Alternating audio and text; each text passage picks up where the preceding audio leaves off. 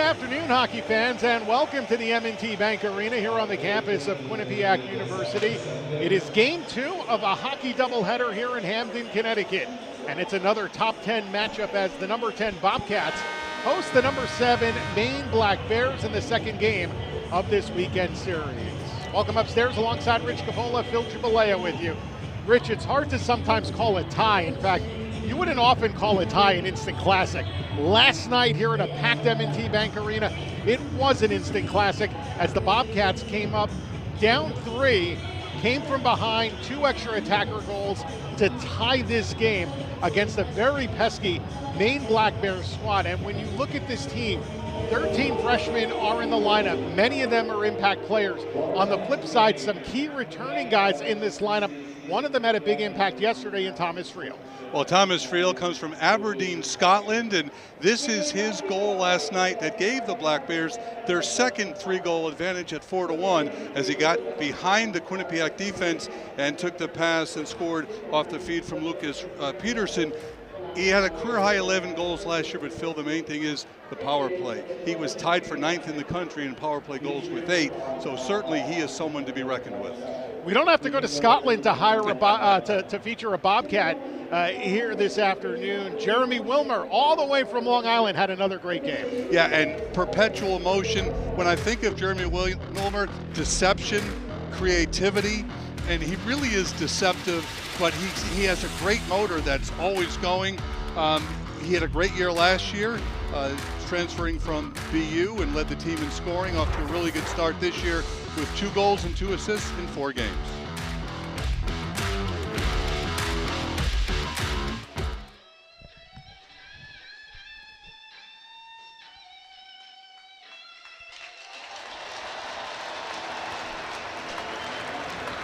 And the national anthem has concluded. Musician Ryan Standard on the electric guitar as we get set for the opening face-off between the Bobcats and the Maine Black Bears. The Bobcats 2-1-1 on the year, Maine 2-0-1 on the season. Making his college hockey debut here tonight, Mathis Rousseau, a 5'11" freshman from Quebec, played with the Moncton Wildcats and played very well in his time in major junior hockey. Played for Team Canada in the U18 World Championships. And talking with Rand Pecknold earlier in the week, he talked about how good this goaltender is. And on the flip side, well, we know that Matej Marinov is pretty good. He showed it, particularly down the stretch last night. After giving up 3 in the first period, he was stellar the rest of the way. Stopped all 3 in the shootout from Maine. He is 1-0-1 on the season, the junior from Nitra, Slovakia. The Bobcats on defense, Graham Sword with Charlie Leddy, Chris Pelosi centering Mason Marcellus, and Aaron Schwartz up front. For the Black Bears, a late scratch. We talked about Thomas Friel in the open. He's out. He's not playing. The captain sitting out this one. Brock James will be making his college hockey debut from Falmouth, Maine.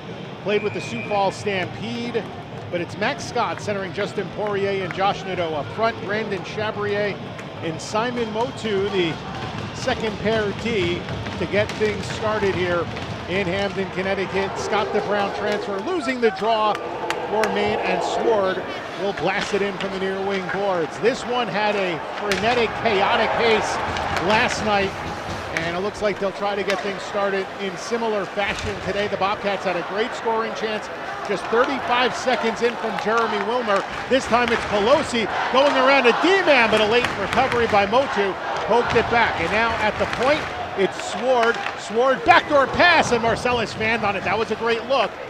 As Schwartz there to the line. Leddy with a snapshot in. Rousseau with the save. And it's kind of interesting, Rich Coppola, a little unfamiliar, not saying Albin Boya's name, one of the best goaltenders in the nation, not getting the start today. Yeah, Phil, I was really looking forward to seeing him. He might be the best goaltender in the country, certainly in the opinion of some. But the Bobcats have done pretty well against him. Think of him being in goal in the 6-5 overtime game last year that Maine won, and then 4 goals last night. But Rousseau making his debut. 2 of them extra attacker goals, also a power play goal. So The Bobcats had skaters to their advantage on those. Shot from the point from Gilson broken up.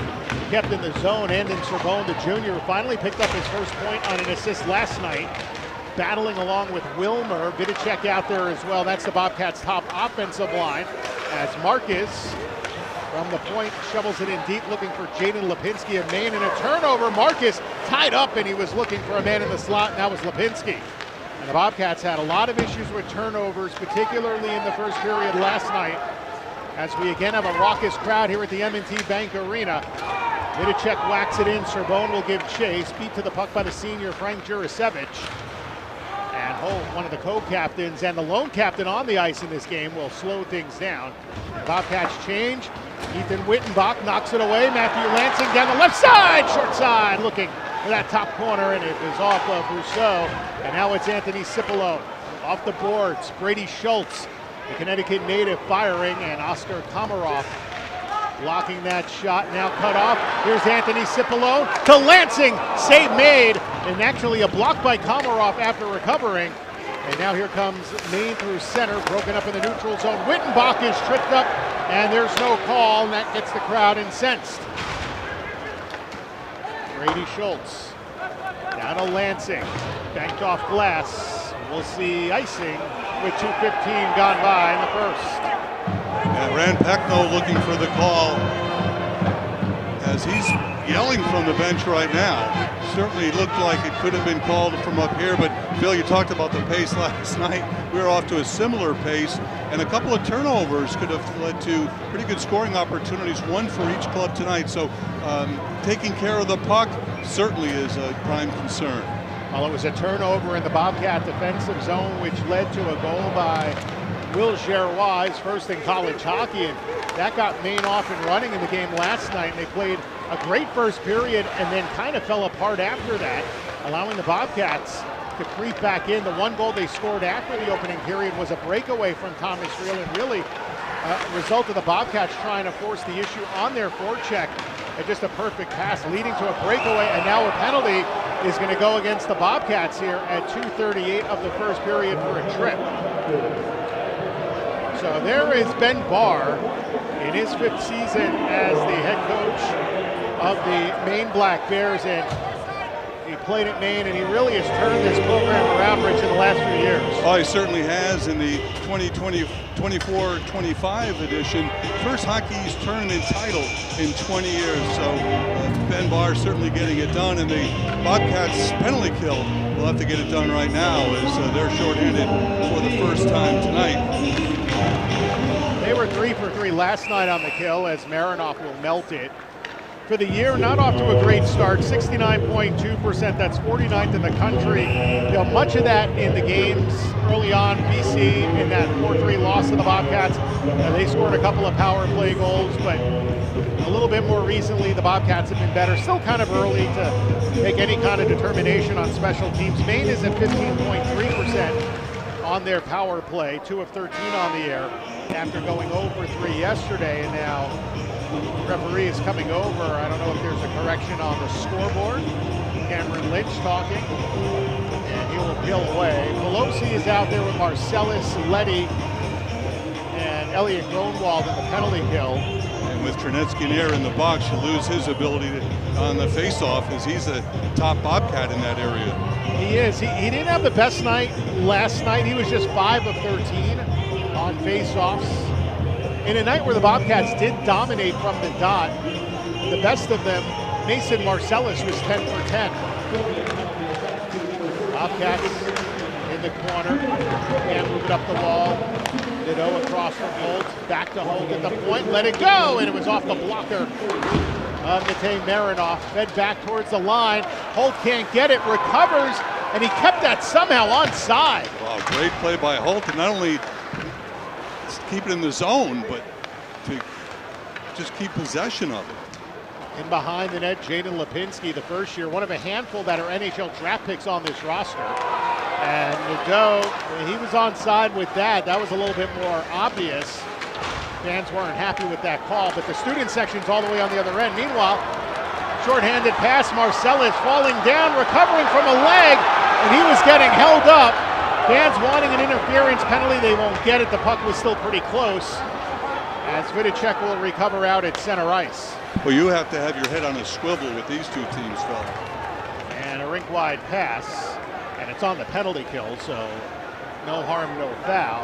50 seconds remaining in Chernetsky and Ayer's tripping penalty. The Southington native in the box, the captain of this Quinnipiac squad, who we will hear from during the first intermission tonight. Good poke check at center from Sabone as the puck comes right back to Owen Fowler, broken up at neutral ice by Schultz, who is paired with Sword. You've got Sabone and Vidicek alongside. Another good kill for the Bobcats as they're able to get it out now, down to 20 seconds remaining in the man advantage for the Black Bears. Over the years, certainly Quinnipiac's strength is their ability on special teams to be among the leaders in the nation. Marcus has it broken up by Pelosi. Langlois back in his own zone. And there's Jeremy Langlois to Charlie Russell, a transfer from Clarkin. And now Schultz with it in the neutral zone, trying to get there. Coming from behind is Pelosi to knock that through deep into the Black Bears zone. Aaron Schwartz punishing on the forecheck, looks to get it back. And in behind the net, it's regained by the Black Bears, who can't get it out. Letty trying to get it toward the net.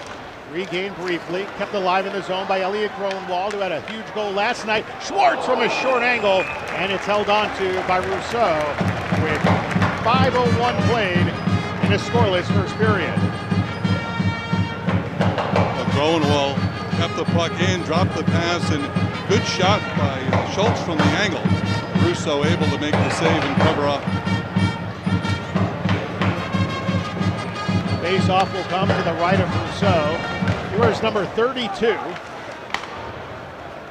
Uses the left hand for the glove. Pretty traditional goaltender. Not the biggest guy. But again, Maine does play a very strong defensive system, like the Bobcats, as it's pushed ahead. Lancing it across the line. A lot of that defense, of course, with the goaltending of Alvin Boya. Before that, you had Jeremy Swayman, of course. And they were paired together at, well, not really paired together as Lansing with a shot, but Boya was at the Boston Bruins rookie camp this past summer, and of course Swayman the top goaltender for the Boston Bruins, as Thomas Bichette takes the hit by big Nate Tibby, who was a healthy scratch yesterday at 6'5", putting a little bit more size on that Quinnipiac blue line. You pair him along with Graham Sword, and they've got a couple of towers out there on defense as Antonin Barreau works it back around, tied up with Peterson. Meanwhile, Barreau back with it, down to Chernetsky and Ayer. He gets upended along the boards on a hit by the junior Bodie Nobes. Peterson comes over, Chernetsky and Ayer takes it away, off the side of the goal. And now Tyler Borgula, and coming to swoop things over as Sword gets it at the point from Barreau. Back to Barreau from straight away. Throws it in the slot off the right leg pad, and Mathis Rousseau holds on. Mentioning Antonin Barreau, Rich, last night in the waning moments of overtime, he had the puck on his stick and a breakaway opportunity, would have won the game. Boya made the biggest save of the night. He really did, and you know, we've talked about Boya so much, even though he's not playing tonight because he's so good, but I think the idea with him is to really have to shoot up top in the corners, Phil, because he has such great footwork and he's so tough on shots down low. But you know, in the moment, you're just trying to get the shot on goal. Jurasevich controlling off the draw. Well, it also shows obviously a lot of confidence as we get an icing here from Ben Barr to use, you know, the other goaltender on this team to get him some time. It's a long year. It's a grind in college hockey. You're playing 2 games a week every week, and once they get into Hockey East play, you know it's going to be Boya most of the time. Right. So Boya gave up those 3 in the third. Maybe not his best night, so perhaps an opportune time for a little bit of a change of pace. Yeah, non-conference game. You know, that has to go into the decision-making, I'm sure. Vidicek, Serbone, Wilmer, Gronwald, and Letty on for the Cats. Jaden Lipinski, the Scottsdale, Arizona native, off the draw. Can't get it by Vidicek. And the Montreal native looking in the slot. Somehow Wilmer able to keep his feet moving, got to that puck briefly. Gronwald at center, gives to Vidicek, and now to Letty along the far boards. Puck comes in, waiting on it, Jurasevich. Briefly tied up. Skating forward with it is Fowler, who gets whacked along the wall by Serbone. Played by Marinoff. Marcus back along the far boards, trying to jostle for it. Bobcats have it though, as it's Wilmer. Now to Sorbonne. Looks to go around Jeremy Langlois. Good battle from the junior, and a penalty behind the play with 12:52 left in this first period. It is an interference call, and it is against the Maine Black Bears. Owen Fowler, senior forward from Tewksbury, Massachusetts, the Lowell transfer, and now here come the Cats on the man advantage. Yeah, I believe that was on the hit on Wilmer, Phil. So the Bobcats, who had to kill a penalty a few moments ago, go on the power play for the first time tonight.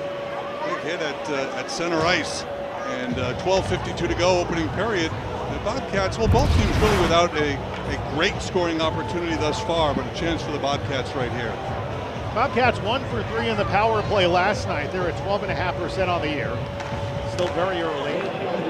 Maine finally gave up a power play goal last night. They were perfect at 8 of 8 heading into the game. They were 2 for 3 on the kill last night, ranked 12th at just under 91%. So here come the Bobcats on their first breakout. Sword, long pass up ice. Wittenbach for Pelosi. Now Pelosi inching in. Good back pressure coming as Chabrier shovels that one through. A change on the penalty kill. Charlie Russell out there with Sully Sholey, along with Holt, and rounding out the group is Knowles.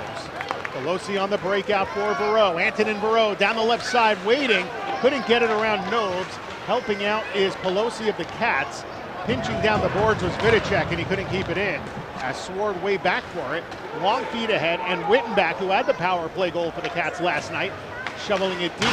That goal came just a handful of seconds into the second period and opened up the Bobcat scoring. And they were down 3-0 after 20 minutes of play. Wittenbach, one of a pair of Long Island natives on this roster along with Wilmer, and they both shined last night. Black Bears able to really prevent the Bobcats from setting up thus far in this power play. Sorbonne, quick shot save, and it was bobbled by Rousseau. Bobcats still with possession. Will Gilson, the RPI transfer. Now to Schwartz in the corner. Around the net is Wilmer to the point. Gilson, big drive by Schwartz off the side of the goal. And it's cleared out shorthanded for Pichette, who has points in all 3 Maine games this season. He'll just feather it deep, and here come the Cats now with just 18 left in the penalty. Another slingshot back. Wilmer gets it back from Schwartz, and now Schwartz receives it again. Wilmer, and that was mistimed offside on Quinnipiac. Yeah, every time I see a Quinnipiac power play and someone along the left wing boards, Phil, one-timing passes, Chase Prisky's name always comes to mind. He was so good at that, former Bobcats captain.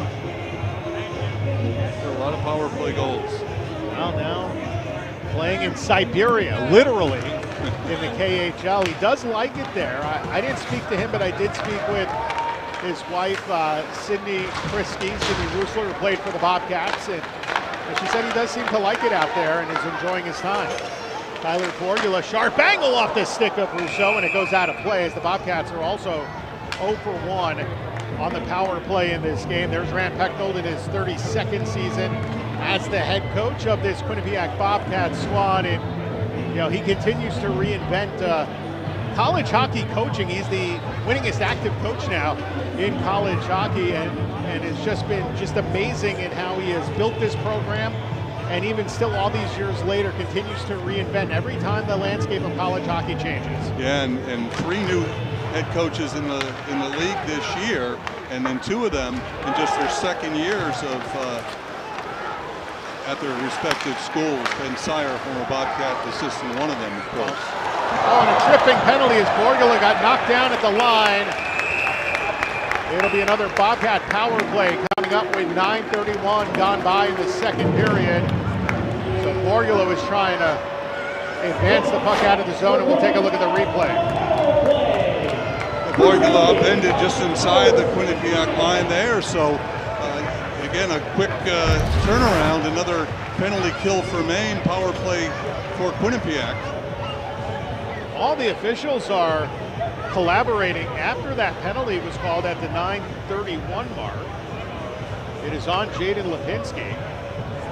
And now Anthony Kenny is going to go and talk to Ben Barr. I'd like to get another look at that replay. because it wasn't a pure trip. It was kind of a hit, and it might have been a hit, an illegal hit from behind. I'm not sure, but let's take another look here because they're going to do a video review, and it was unprompted. I don't think Rand asked for this. Let's take a look here. Stuck on his leg. Knee on knee. Yeah. Yep. That could be a problem. Kneeing is the penalty. It's obvious. But you saw him lead with that. And that could be a major penalty and potentially a game misconduct. That could be the end of Jaden Lipinski's day. And here's a guy that has a 4th-round pick at Calgary, maybe a future teammate of Ethan Wittenbach, but right now they're on opposing sides, and we'll see what they look at here. And we saw something, but you know what? It's not our decision, Rich Cavola. Right, and you know what? You kind of hold your breath on those hits, Phil, because that knee-on-knee often leads to injuries. Certainly not what he was trying to do. That's not what I'm implying, but they can be very dangerous. Well, Tyler Borgala had missed time earlier in the season. Oh, they're going right to the box. Usually, yeah, that's it. I just saw the thumb go up in the air, and I think he's done. Yeah, Cameron Lynch gave him the thumbs up, and not in a positive way. That's going to be it for Lipinski. It's going to be a 5 in a game misconduct. So Lipinski is through for the day. Friel was a late scratch, so certainly the depth of this Maine team will be tested this afternoon. And a 5-minute power play and a scoreless first period. Huge moment for both teams. For Quinnipiac, and they get one, maybe two on this 5-minute man advantage. And if you are Maine, it is gut check time. Ben Barr, in post-game comments last night, was not happy with how his team played, particularly in the final 40 minutes. And if you watch the game, you probably understand that. They climbed out to a 3-goal lead on 2 occasions and then really didn't want to continue to pressure the issue. Right now, they've got to really be on their kind of P's and Q's to try to keep this scoreless. Face-off won by the Bobcats. Aaron Schwartz with it. Now over to Marcellus. Second power play for the Bobcats. In the bumper for Serbone. Down low, Marcellus. Rousseau lunging out with the stick. Sharp angle try, save made. Schwartz gets the rebound. It's blocked to Wilmer. Looks to throw it down in front. And Marcellus snipes it over back to the right boards. Wilmer. Here's Schwartz waiting. Serbone in the bumper. And knocked back down on a clear out try. Schwartz with it on the left side. He falls to the ice. Serbone's got it. Cross ice. Wilmer. Saucers. Gilson. Big stop by Rousseau. Got to it with the blocker. 4:20 left in the 5-minute major. Poirier serving it in front. Serbone fanned on it. Gilson with the keep in. Back to Schwartz. The Bobcats are buzzing. Looking to open the game scoring. Touch pass. Gilson a drive. He scores! Will Gilson with an absolute missile. His first goal is a Bobcat, and the Cats lead at 1-0. Well, and it was Gilson that led the handshakes, but I think the puck was tipped, Phil. And I'm not sure if it went off a Maine player or one of the Bobcats, but either way, with just 52 seconds gone in the major, the Bobcats take a 1-0 lead and can keep adding on. That was an absolute rocket. Quinnipiac needing less than 1 minute on the 5-minute kneeing major against Jaden Lipinski to take a 1-0 lead. Chum in the water. Here's Swart. Back to Pelosi. Hands it off to Wittenbach. The dynamic Calgary draft pick goes down low. Give and go with Vidicek. It was intended for Pelosi in the bumper. Now a point shot, and Vidicek off the Swart drive, tipped it wide. Vidicek tangling with 2 Black Bears. Now Pelosi will come in to help.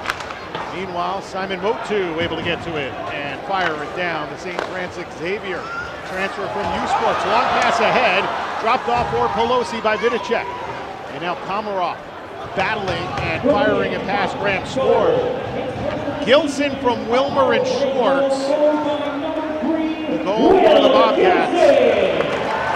So Will Gilson had a 3-game assist streak, now has points in 4 straight. Wilmer with it at center ice. Few Bobcats had a touch up. Serbone back to Wilmer, and the Long Island native works it along the near wing side, chips it across. It's Gilson again, back to Wilmer.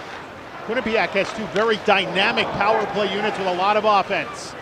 Looking for Serbone in the bumper and cleared off the body of Gilson at center ice, and he'll recover. A 1-0 lead for Quinnipiac with 2:40 left in their 5-minute major power play, and Serbone was offside. Yeah, and unlike the first power play, Phil, Bobcats have done a great job of just owning the puck in the offensive zone. And that first power play, Maine did a great job of keeping the Bobcats from setting up, but this time, not only because they scored the goal, but have done a much better job inside the offensive zone. Vinicek, Pelosi, Vereau on the ice with Wittenbach and Graham Sword. Bobcats controlling. Sword for Wittenbach. 8 minutes to play in the second. 1-0 Cats. Wittenbach at the line. Skips by Vereau. He gets it back, however, along the boards from Pelosi. Pass across. Sword, the former Norfolk Admiral in the ECHL, couldn't contain the zone. Now shadowing Charlie Russell as Ethan Wittenbach with it deep in his own end. Quinnipiac on a breakout with 7:35 remaining in this first period. An early 1-0 lead for the Cats. Sword drops it off. Fowler was pressuring from Maine's end.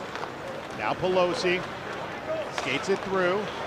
Given away. Jurasevich fires it through. Josh Nadeau wanting to get ahead of the pack, but Marinoff will play it back around for Sword. Sword, a big 6'4" Western Canadian defenseman, just under 200 pounds. Meanwhile, pressure coming in. Fowler, well, he manhandles Wilmer, but here come the Cats out to center.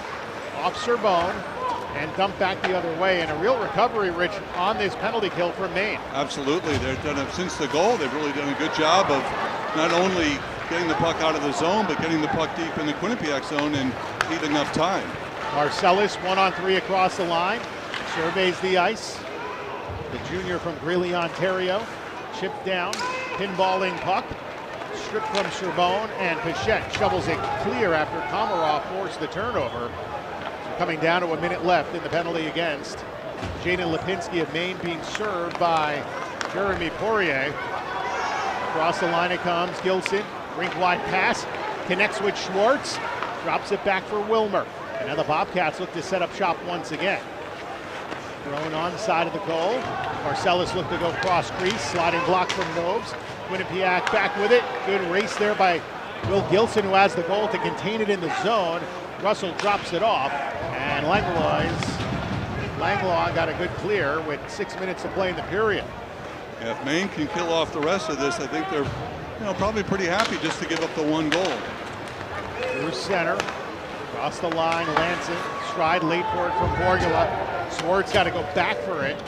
He's out there with Schultz now with 18 left in the power play. Last rush up the ice for the Bobcats on this major power play. 1-0 they lead. Ternetzianer looking for Borgula. Whacking at it in the corner, and a good clear by the Black Bears as they, well, mostly killed this off. The Bobcats scored one in the opening minute of the power play, and then Maine was able to shut the door since. We'll see how the Bobcats rebound from this, and if this penalty kill, at least a pretty good part of it, can give the Black Bears a bit of a lift. Ternetzianer with it from the corner. Tried to backhand it off the side of the goal. It's Borgula's shot, and he couldn't find the far post side from his angle. Now a drive by Schwartz, and Schultz, that was blocked down in front. Big shot there by Schultz, the rookie. Now across to the left side. There's a try, and it was rifled just wide by the newcomer, and that is Brock James making his NCAA debut. A late addition for the scratch, Thomas Reel. He is on the second line, and Lipinski's out of this game as well. So what would have been a Lipinski, Reel, and Marcus second line is decimated as Gronwald facing some traffic deep in behind. Pelosi able to take that away. Marcellus up ice, deflects it away from Holt. Peterson hustling hard after it.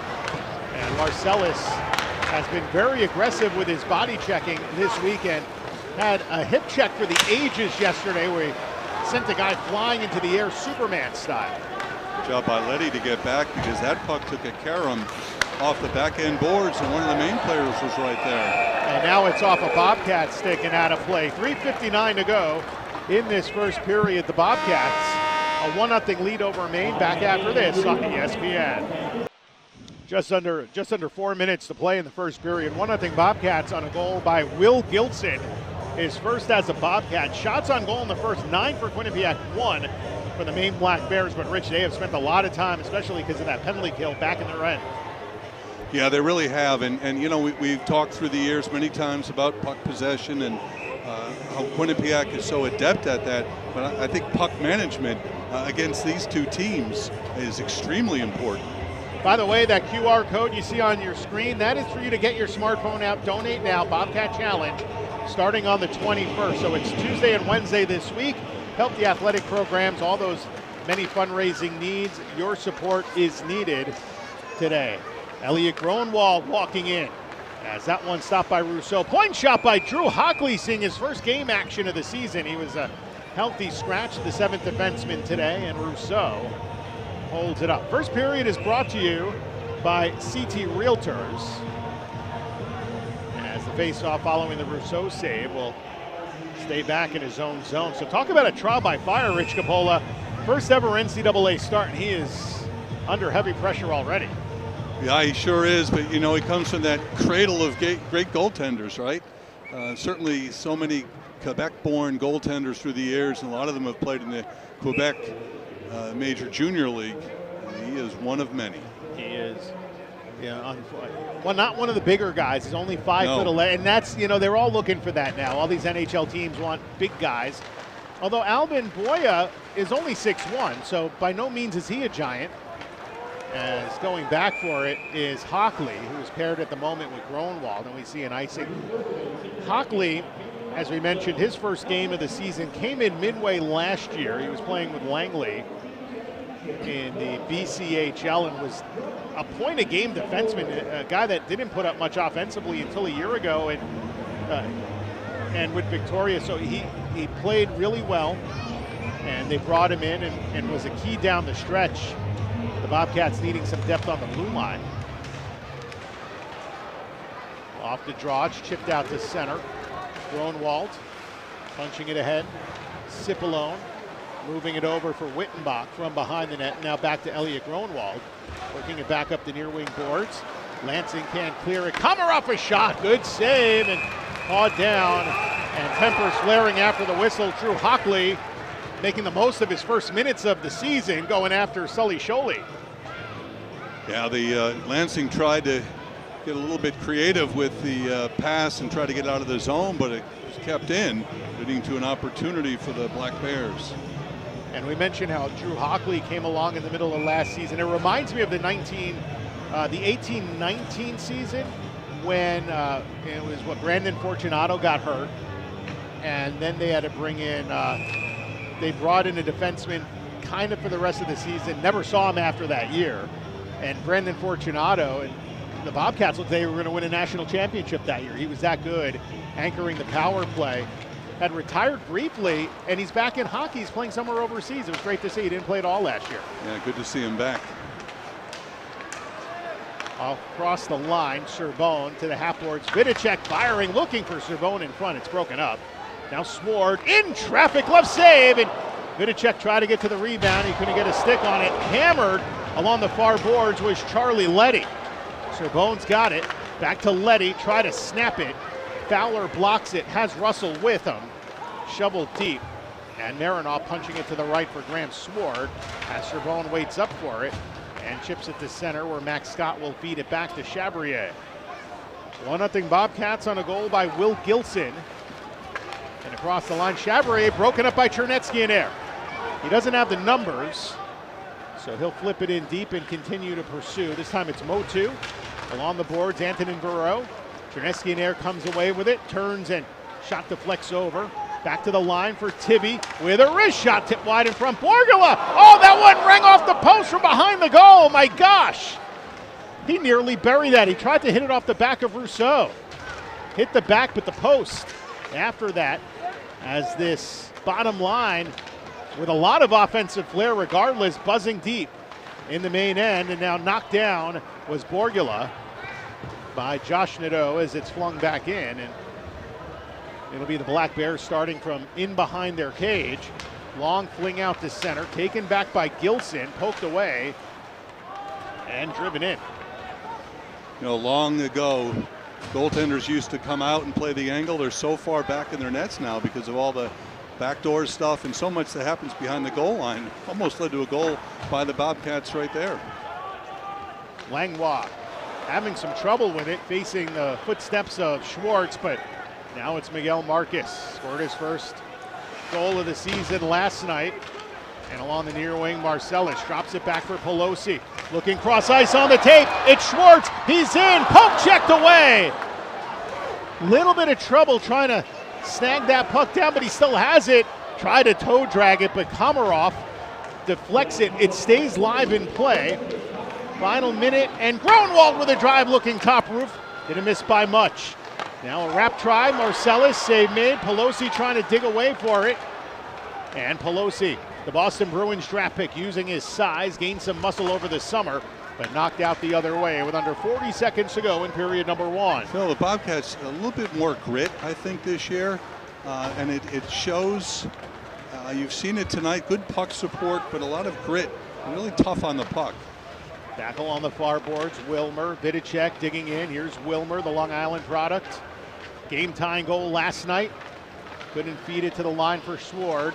Now Charlie Russell, knocked away by Schultz. Skated across by Pichette. Low shot, the save made by Marcellus. There was a rebound left, and now Jurasevic's shot, and it was tipped. Good save, though, by the netminder Marinoff as we are down to 1-0. As the horn sounds, that would not have counted. First period comes to an end. The Bobcats out shooting Maine 12-4 in the first period, and they get the only goal, a power play tally from Will Gilson at 10:23 of the first. Victor Cherneskian joins us when we return. It's Quinnipiac Hockey on ESPN.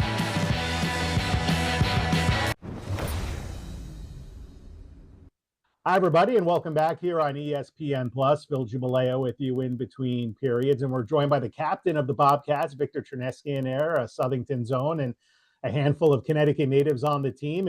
And while you're one of them, and it's always exciting to see some homegrown talent in the state of Connecticut, and you're the last regular player from the championship team. So I wanted to get started with this. Someone told me, and I could be completely off base, that looking at this year's team, they saw some flashbacks, some reminders, a little bit of that championship club in terms of just kind of like the general up and down talent of the club. A, is it a fair question? And then B, what are your thoughts on this group? It looks like, aside from the loss to Fairbanks, a pretty good start to the year. Oh, yeah, 100%. I think up and down the lineup, I mean, we just have everyone just can make plays. Everyone can go. Like, anyone can be in the lineup at any moment. We just have such a deep team this year, and it kind of reminds me of that freshman year, and it's really exciting. I would say the only difference is those tight-knit games, those one-goal games. Like freshman year, we would definitely dial in and get those going, but this year it's definitely going to come, and it'll come with maturity and just being with each other. But those are the most important games, especially in the ECAC, just grinding those one-goal games, two-goal games. Like, it's not going to be pretty, and we just have to accept that, and I think that's the big thing, the big challenge this year. Yeah, I would say one other thing between that team and this team, there was a huge bunch of graduate students on that roster for their fifth season. This year, it's a really young group. There aren't a handful of seniors. You're one of them. The others that have come in are basically transfers. So when you look at your role as the captain, is a little bit different than what we've seen in the past because it is such a young group. How do you take that role in terms of kind of mentoring the philosophy and the culture of this program with those first year guys? I would just say, bringing it every day in practice and just showing them examples and, how you should play the right way every day and not take a day off. I would say, though, that the Canadians that came, they played 4 or 5 years in their junior team, and most of them were captains. So they're coming in much more mature than, say, our freshman class, my freshman year. So that's really nice, and they kind of understand the culture, the grind. Like, they really get it, which really helps, especially earlier in the year. You get a tough matchup this weekend with Maine. You've been back and forth against Maine every year since you've been here. They're currently 7th in the nation. What's going to, and they have a big first year class coming in as well with some high end talent. What's going to be the challenge in a game like that this weekend? I would just say staying in it. If, adversity hits, we got to just stick together, play for each other, and, play for the logo on the front instead of, by yourself. Just, it's not going to be pretty all the time, but just get pucks in, get pucks out, and playing our game and playing, Quinnipiac hockey, I think is the number one key, and just playing fast. I think if we play fast, I don't think anyone can really keep up with us, and we just have so much skill and talent. If we wear these teams down, it'll really, bring out flashes, and we'll be able to make a bunch of plays. As a leader on this club, there's of course the stuff that goes on, whether it's school, whether it's on campus, whether it's hockey, but you do have that unique position. We mentioned you're a Connecticut native, and there's a lot of guys coming to Connecticut for the first time as a local. What do you share with the guys in terms of things to do and ways to enjoy themselves in the area when there's some downtime? I would just say, try new food, try new places. I think there's a lot of good spots like New Haven, Cheshire. I think there's a lot of good spots for the guys to go. We can, all come together, do some do some things in Connecticut. We get all 4 seasons, which is really nice. And I know some guys don't get that wherever they're from. So I would just say embrace it and just, have a good time with it and just take it day by day. And then finally for you, Victor, taking the national championship out of it, because I think if you ask most guys that were on that team, what's your favorite moment? It's that, right? As a senior, what's the most exciting experience you've had so far as a Bobcat, aside from that national title? Aside from the title, I think Ireland was pretty cool. I think going to Ireland was really sweet, especially, freshman year again. I think it was really fun. It was, seeing a different country like that and playing in front of all those fans and, on the Olympic sheet, it was just really cool and a real cool opportunity just to see, how they live day to day and just walking around the towns. It's just completely different culture. So I thought that was really cool. Well, Victor, as always, thank you so much for joining us and good luck this season. Thanks, Phil.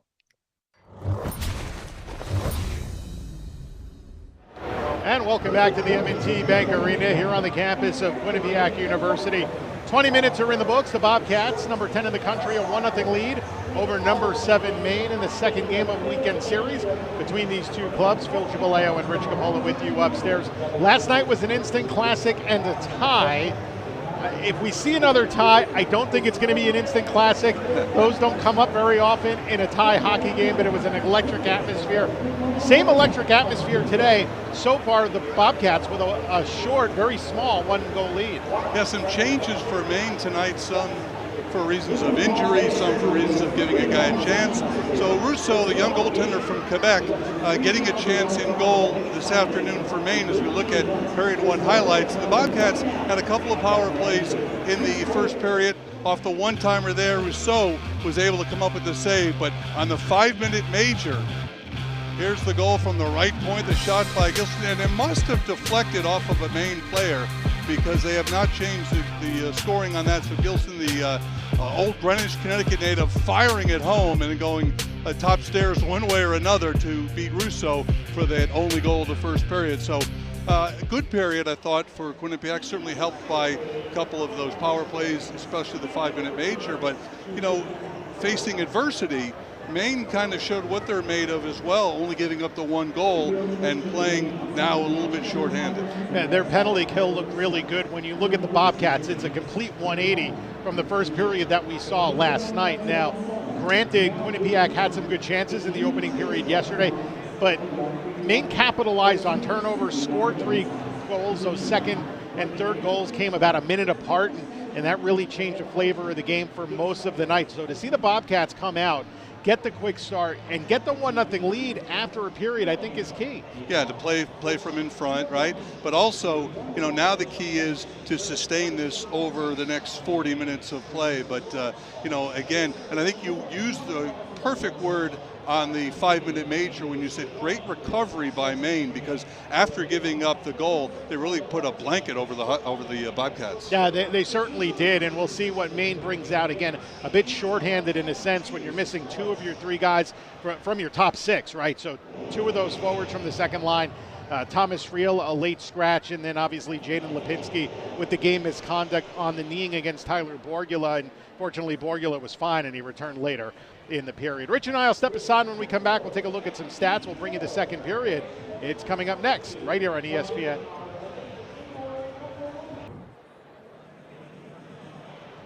Back here in Hampton, Connecticut, the Bobcats a 1-0 lead over Maine on ESPN. Phil Jubileo and Rich Capola with you. Take a look at stats after 20 minutes of action on the board. The Bobcats really carried the play, 12-5 shots on goal. One interesting stat, Rich, 11 block shots from Maine in the first period, 4 of those coming from Oscar Komarov. And we talk about that penalty kill recovery. A lot of that came from guys unwilling to sacrifice life and limb to prevent that puck from getting to the net. Yeah, no, they did a great job of blocking lanes and stopping. Otherwise, Quinnipiac could have had 16 or 17 shots on goal in that opening period, but they take the 1-0 lead. And face-offs 9-9, and that's an area which certainly we think a lot of, and Quinnipiac does too, because they're always among the leaders in the country in face-offs won. But interesting point from you earlier, Phil, that Chernesky and Air, who's usually so good on draws, not so much last night, but you had some Marcellus step up and really kind of carry the mantle for the Bobcats in that area. And certainly face-offs are hugely important. Both teams are back on the ice. I want to take a moment, as today is someone's birthday, someone special on the Quinnipiac Athletics Department staff. Cam Boone, who is the athletic communications contact on the men's hockey side. He is 30 years old today. Just a lad. He's an old man. He's a kid. 30 years old, you never know it. He does so much for the hockey team, especially from the social media side, and a lot of the content, a lot of that fun content that you see on the X accounts and the Instagram accounts and all over the socials. That's Cam Boone, and he's got a team of folks that work with him, but it's a big part of it's coming from him. So a well-oiled machine at that. Yeah, happy birthday, Cam. And you know what? He's on social media, LIL Boone, Little Boone. Feel free to wish him a happy birthday online. He would really appreciate it. Second period underway here at the M&T Bank Arena. Face-offs are even at 9-9 through 20. The Bobcats with control briefly, shoveled in by Marcellus, who begins up front with Schwartz and Pelosi. Letty along with Swart on the blue line. Quinnipiac pressuring. Schwartz with it along the right side. He had a few good looks back in the first period. Pelosi in behind the net. Oh, and that angled off the skate of Max Scott, as Mattis Russo had to cover up and beat Johnny on the spot there to keep this a 1-0 game. Yeah, I keep talking about guys having to have their head on a swivel, but certainly Russo, he's had pucks coming from every different direction, from an unusual direction right there, but was able to make the save and cover up face-off to his left with just 26 seconds gone by in the second period. The lone goal for the Bobcats, Will Gilson on the power play from Wilmer and Aaron Schwartz. They control the draw here. Gronwald, a chance deflected in front as it hit off of the body of Serbone. Now Wilmer to Gilson, looking for his second, knocked away. And now a potential 2-on-1 was spoiled. Gilson was able to get back. Here is Serbone, glides in with a shot, looking to go blocker side and hit off the back of the net. Serbone was there, deflects over to Gilson. He lets it fly, and a little tip drill from Vidicek doesn't go into the back of the cage as Gilson back with him. He has shown a lot offensively, impressive here in his time with the Bobcats on that RPI Engineers team a year ago. Really not a good squad, and you know, he led their team in scoring, not with a lot of points, and they didn't win very many games, and he has certainly taken things to the next level here as icing is whistled with 1:17 gone by. As you mentioned, Rich, an old Greenwich native, and that's one of the interesting things in recent years, the growing number of Connecticut products on this team. Gilson, Brady Schultz is from Monroe, Charlie Letty is from Fairfield, Matt McGroarty is from Westport, Victor Chernesky is from Southington. That's 5 right there, and you know, a lot of guys local to the state. It's great to see how hockey has grown, and in Serbone from Stanford, how this has grown here. Sorry, Phil, some of them started, coming to Quinnipiac right off the bat. A couple of others have transferred later on, but certainly bodes well and says a lot about the state of hockey and the state of Connecticut. But a few moments ago, it looked like a two-on-one possibility for Maine, and within about 3 seconds of it breaking up, the Bobcats had a scoring opportunity. So your work, as you know, is cut out for you because there's so much to call so quickly because things happen so quickly between these two clubs. Wittenbach trying to lunge after it, knocked down the boards by Schultz. There's Cipollone firing it back to the corner. Racing after it is Holt. Banked out to center ice. Fowler trying to get there. Lost it to Tibby. As it's shot back over the line by Wittenbach. Took a hit. And now again the Black Bears setting up shot with Jurasevich deep in his own zone. Snaps a pass. Again, it goes all the way up the boards. And no icing this time. And I think both Schultz and Tibby were unaware, thinking they were going to get a whistle. They kind of stopped moving their feet. Now Matthew Lansing, a Vancouver Canucks draft pick, banking it ahead. Bouncing out to center. Regained by Peterson. Cipollone trying to get to that puck. Comes back in the other direction. Tibby didn't see a lot of ice time in the first period, using his physicality there for a moment. And Peterson will regroup for Langlois. Pass up the middle. Pinballs off a Bobcat. How about Quinnipiac in those new alternate white sweaters? They really haven't worn whites on the men's side for about a decade. Yeah, you know, I meant to mention that because you never see it. Certainly the gold at home and the navy blue on the road, a different look. Here's Verreau to the slot. Borgula looking to fire one home, and Peterson kind of got in the way a little bit as Charlie Leddy banks it ahead. And Borgula will lead the forecheck for the Bobcats against Langlois. Finds Peterson in the corner. Chernetsky in there pressuring him. Langlois was knocked down away from the puck, well away from it. Bodie Nobes with a drop pass. Charlie Russell can't corral it in. Sword works it back around. Leddy's there for Borgula. And now Tyler Borgula looking up ice. Across the line. Poked by Chernetsky in air. Regained by Motu. And the Black Bears with it, led by Russell. He's got James with him. Shot block, save on a follow through off the right leg pad of Marinoff. Another chaotic start to the period. This time it's Gronwald. Gronwald from this circle. Chavrier broke it up. And we get a stoppage. It'll be a hand pass with 16:24 remaining in the second period. Marinoff had to really be alert there, Phil, because it was almost like a changeup. The first shot by Brock James, I think, was blocked, and it came right back to him. Then he got off another shot quickly, and Marinoff had to make the pad save. The Pelosi line returns with Schwartz and Marcellus, Gilson and Gronwald.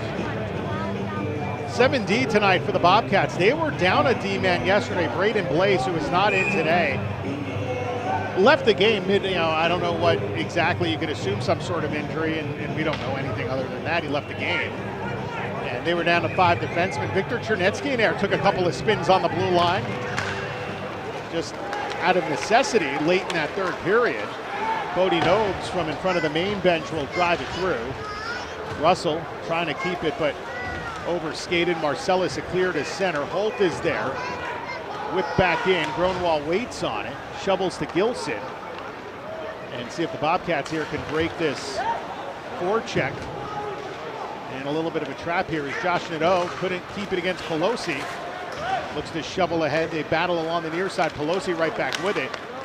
This is one of the tougher teams. The Bobcats, so often, Rich, they're able to kind of skate through and get the puck across the line without having to try to dump and chase. And we haven't seen a lot of that tonight. They've really just tried to get the puck behind Maine. They've done a good job of clogging the neutral zone, but here's an opportunity for Marcellus. Pelosi in front, the pass across. Just a stride late for Serbone. Back to Serbone on the cross ice feed from the point by Sword. Now Leddy at the right point. Knocks it off the boards. Gained by Marcellus. Backdoor was looking for Serbone cutting, but Holt breaks it up. Off of Poirier. Got a hat trick in his college hockey debut 1 week ago Friday against former associate head coach Billy Riga and his Holy Cross Crusaders. Now Serbone moving toward the net, lost it. Poirier's got it back and just left it there for Sholey. The Tewksbury, Massachusetts native glides in, lost it, kicked away. Turning ahead with it is Wilmer. From the edge of the logo, dumped in. 14:48 and counting left in the second period. A 1-0 Bobcats lead on a goal by Gilson. And now Vidicek looking to go short side. good thought, unable to execute on the play as Fowler digs it off the wall for Langlois and across for Peterson. Fired it up ahead, and will we get an icing here? No, waved off. Hockley went in the wrong direction. Went toward the net instead of along the boards. That allowed Fowler to beat it out as Wittenbach has it for the Cats behind the net. The 18-year-old true freshman works it ahead to Cipollone. Now back to Wittenbach along the right side. Crushed along the boards by Fowler, but dumped in. Non-stop pace in this one. The rink-wide pass gets through. There is Komarov with a shot, stopped by Marinoff. And that is Marcus forcing the turnover, looking for Komarov. Schultz, good work to get it ahead to Wittenbach. And now back to Schultz using the glass, can't get it out. To the line, moving is Chabrier, blocked by Wittenbach. End of a long shift for him, and really unable to turn on the Jets to try to get to that one as Chabrier had a long head start on it. Yeah, and Chabrier with a really good pinch a few moments before that. Pichette from the Quinnipiac line deflecting in. Schultz to Antonin Verreau. Gerrois scored the game's opening goal last night, created off a turnover and unassisted. Battling in deep, now a long pass ahead. Verreau got cut off by a pair of blue sweaters in front of the main bench and knuckles back. Errant rink-wide pass is taken ahead, and Jurasevich shoveled in as Schultz waiting on it. And behind the net for Will Gilson. Now to Tyler Borgula.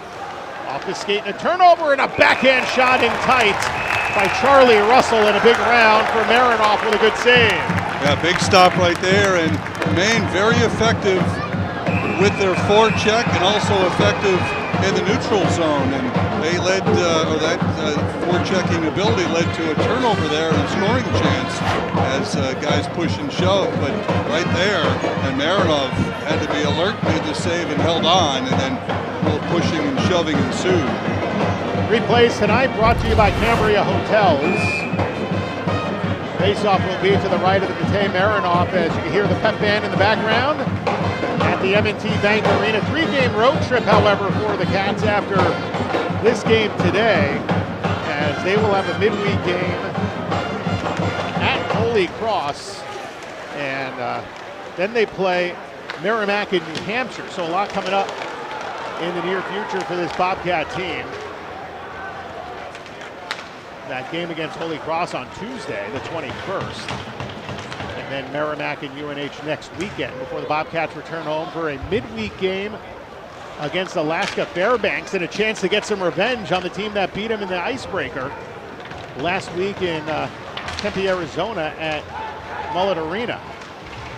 Here comes Schwartz for the Bobcats.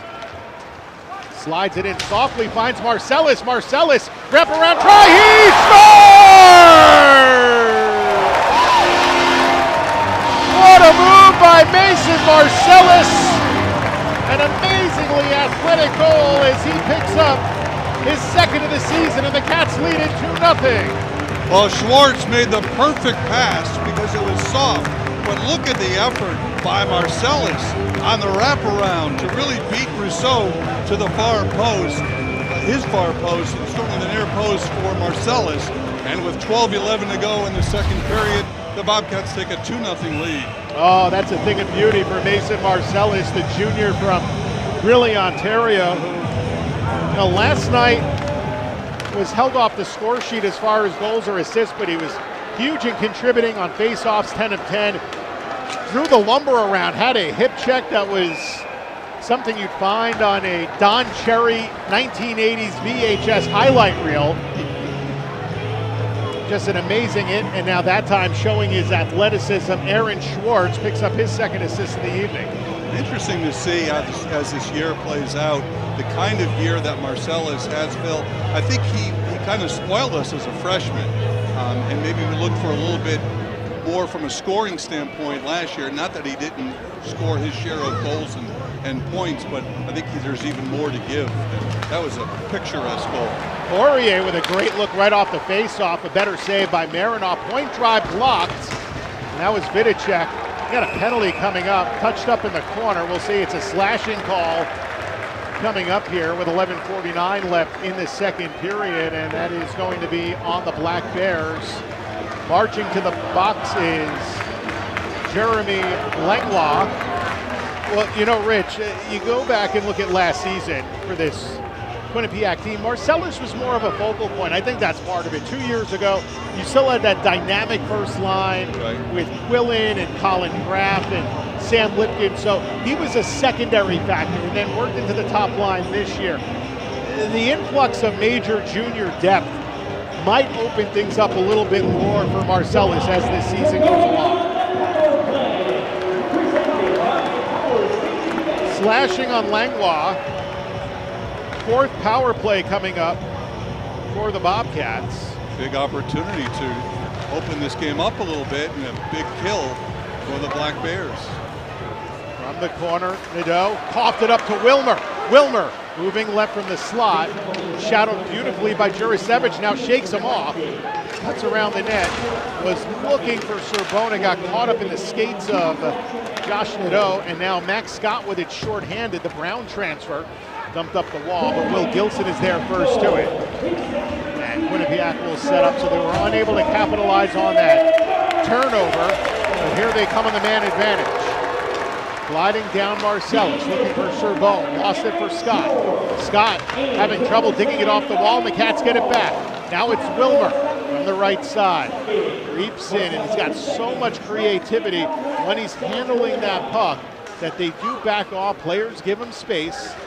But now it's Motu trying to slow him. Good give and go. Sorbonne to Marcellus. Sorbonne had it. And clash sticks with Max Scott. As Schwartz back there, 2 assists already. Pushing it for Sorbonne. And from the half boards, he feeds Schwartz in the corner. Has Gilson, gives to Sorbonne. Cutting to the net, sliding block by Motu. And Gilson that time unable to contain it with 45 left in the Langlois penalty. Gotta like the puck movement though for the Bobcats, Phil. Distributing well. And even working it internally, it's not just about getting it to the perimeter as that one goes way out of play. And hopefully everyone's okay. Heads on a swivel in the crowd, folks. 10:23 to play in the second. Oh, and the guy's got the puck and holds it up in the air. He's good. He's good to go. That was the big round of applause. They were announcing raffle winners at the same time, but it wasn't for that. I tell you, in some areas they're 2 and 3. You know, I know you mentioned it last night too for someone who doesn't see a lot of games here, but really good crowd. Some of the empty seats are really people who choose to stand and not sit, which when you get to an age like I am, you kind of want to sit. And most of the seats are still filled, but yeah, they're 2 and 3 deep. From the side of the concourse that we can see, we can't really see the other side, which is where the cameras are, as you see Graham Pecknell drawing something up, and it's Maine who has used their timeout. Right now, if you're Ben Barr, it's probably gut check time with this team. He was not happy yesterday for the final 40 minutes of play. I mean, you can't find a lot of fault with Maine's game in this contest. The Bobcats have not had a lot of great scoring chances. They have capitalized on the power play, and then Marcellus was just an amazing individual effort. No, I agree. There's not. I mean, again, you lose a player to a penalty, getting a game misconduct, and one because of injury. But they've played well for the most part. I want to take a second to congratulate one of the Division II Quinnipiac 100-point club members, a longtime friend and former teammate of mine in high school, Pete Torgerson, who is getting inducted into the East Haven, Connecticut Sports Hall of Fame. Oh, that's outstanding. Later this month. It's long overdue, but Pete was a member and played for Jim Armstrong here at Quinnipiac long before Ren Beckland. Now the crowd has erupted here in Hamden. 34 seconds left in the power play, and the Bobcats have one of the man advantage. Face-off controlled, skated ahead by Fowler shorthanded. He's got Scott in front. Sharp angle try was off the side of the goal. Marinoff did get a piece. And now Verreau the other way. Chips it by Holt. Bodie Nobes in the corner. And then Verreau flanks him for the Bobcats. He took a cross-check in the back from Holt, and no call there. As we're down to 5 left in the Langlois penalty. Puck is dug out to the front and slapped all the way down the ice by Owen Fowler, as it is now 1 for 4 tonight for the Cats on the power play. So Maine, after giving up that one power play, looking really good on the kill. Here's Borgula, quick pass left side. There's Pelosi rifling one, and it comes in high. And a lot of time, maybe too much to tee that up. Borgula drop pass and a backhand shot. A gorgeous look by Borgula, and Pelosi couldn't finish. We'll step aside. 9:29 to go in the second period. It's the Bobcats 2 and Maine nothing on ESPN.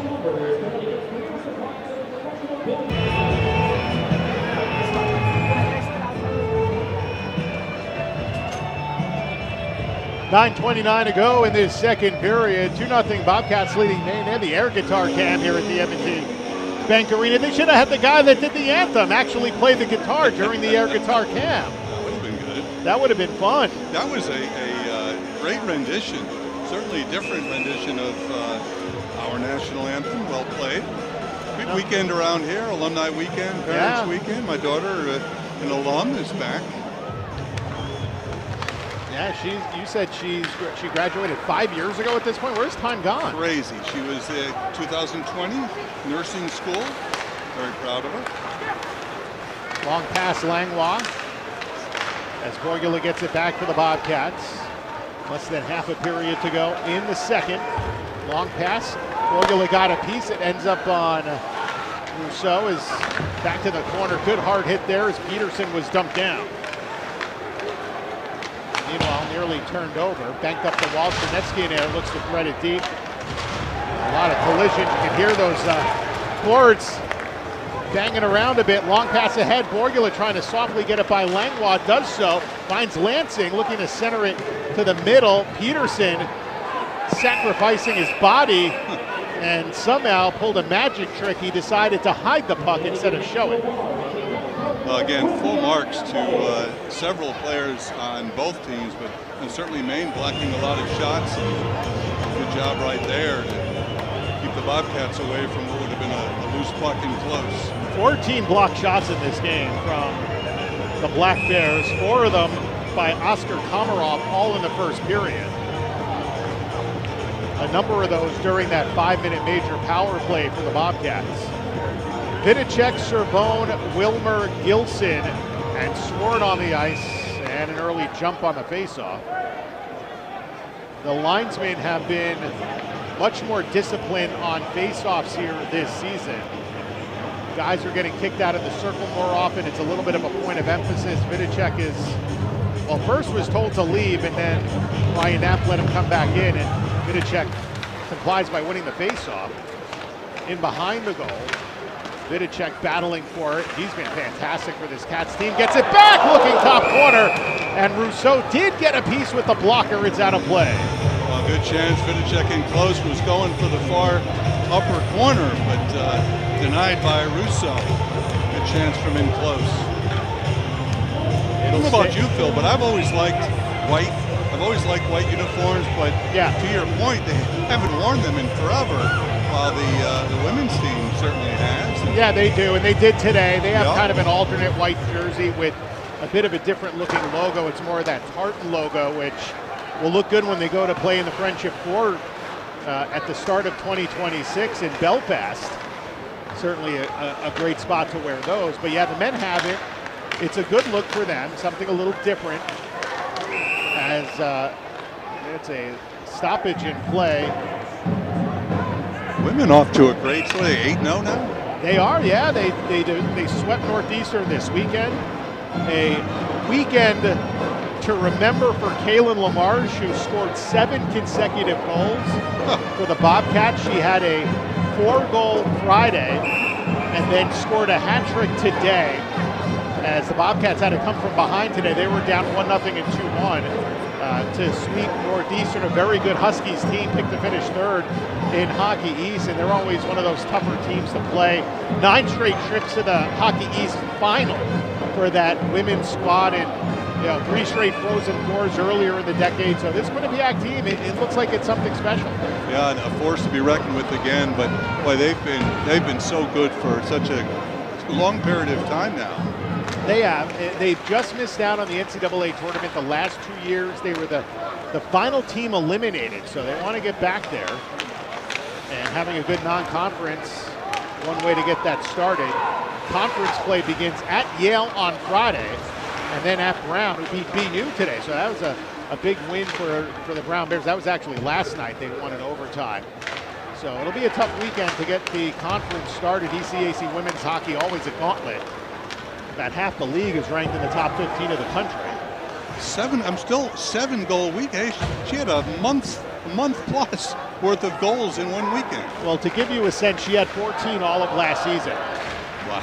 And 15 her first year, and she had 7 this weekend. She had 4 last weekend, and she has 12 on the year in 8 games. So she is certainly putting up the numbers. Meanwhile, back here, Charlie Russell along the left side, and Wittenbach a good job to get in the lane of that pass. Cipollone trying to poke it up the boards, getting some help from Nate Tibby, and that's a difference in size of 5'6" and 6'5" for the senior out of Purchase, and Tibby, the rookie blue liner. Meanwhile, Chabrier had one hand on his stick, punches it back to Charlie Russell, makes a nice move to shake off Wittenbach. In the corner, regain, now behind the net, Marcus. This is that patchwork second line. Marcus was the only one who started in that group, but Russell has come up along with him, as well as Brock James. And now Chabrier with it at center ice, back to the right side, and driven in by Simon Motu. Russell takes the hit along the near wing, chipped off the glass, as Lansing was trying to spring Wittenbach, who was at the end of his shift.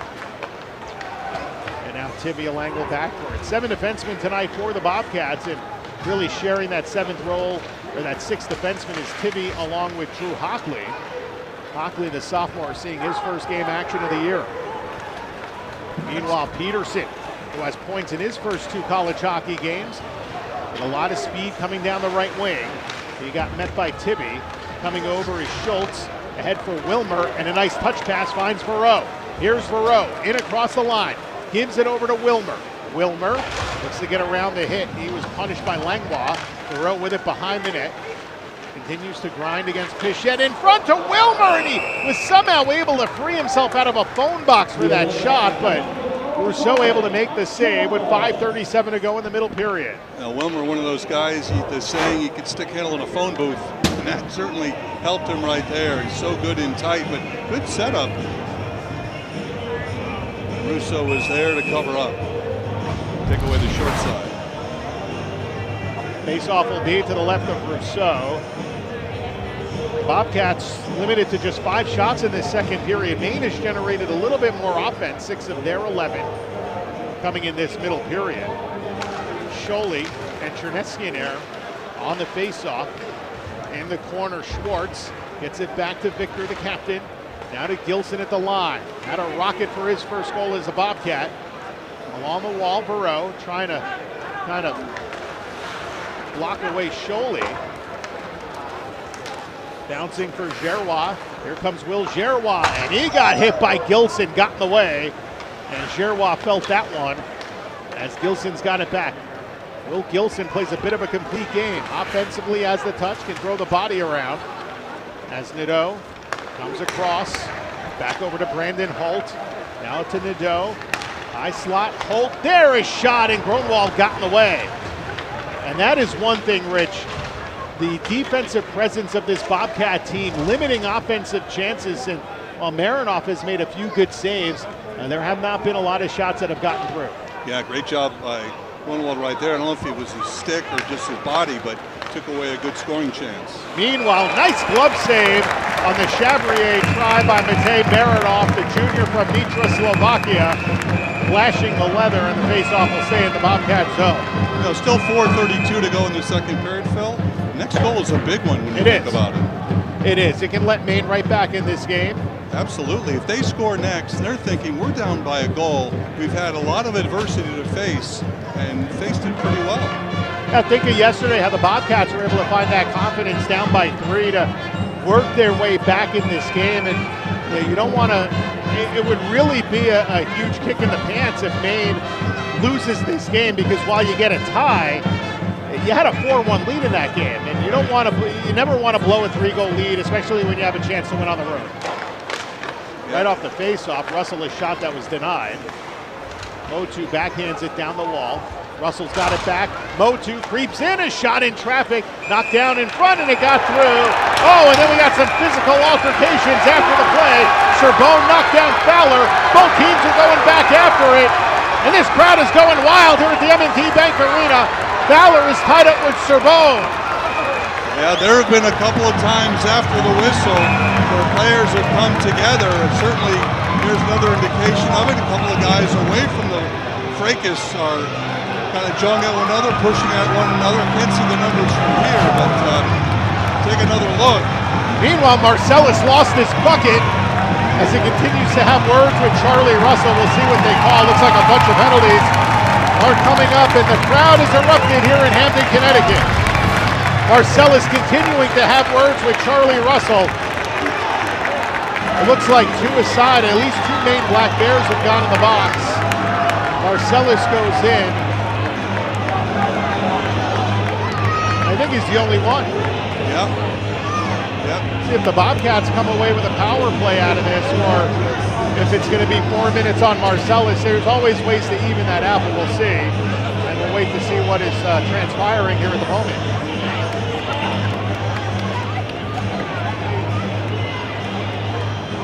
I mean, there is a distinct edge to Mason Marcellus's game, which has gone up a level here in his junior campaign.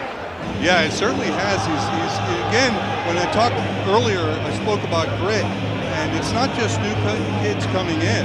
I think part of it is a guy like Marcellus, to your point, Phil, playing with a little bit more grit this year. Yeah, certainly, and sometimes it's those veteran guys that do it. And don't discount the major junior players coming out, because, well, the Quebec Maritime Junior Hockey League is not, they have done a lot to curtail that compared to, like, say, the Ontario Hockey League or the Western Hockey League.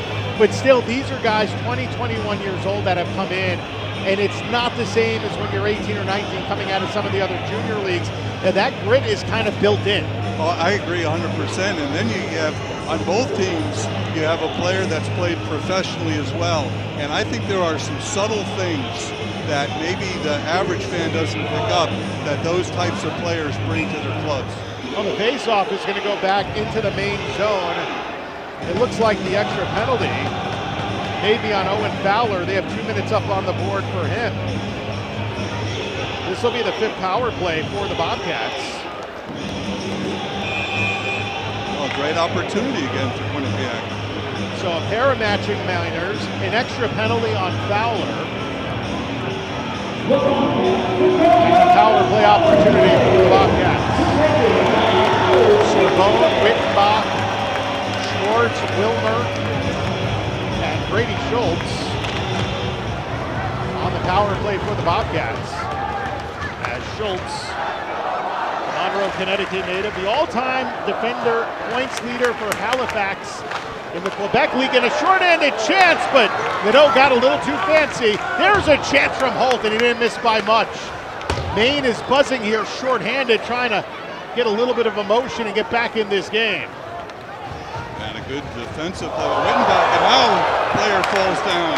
Nadeau falls, Wittenbach to the net. Oh my gosh, what a save! Matthias Rousseau somehow got a stick on what was an open net, and he denies the Bobcats a second power play goal in the game. That was an unbelievable play. One of the main players is shaken up. Take another look. And that fall right there created the opportunity for the Bobcats. And a good job of holding on. Wow. But great recovery by Rousseau. And it looks like Nadeau, who was injured on that play as soon as he fell, and then he came up favoring something. He is headed off right now. It looks like it could be a shoulder or his arm. Yeah, Nadeau exits. That is another man down for this Maine team.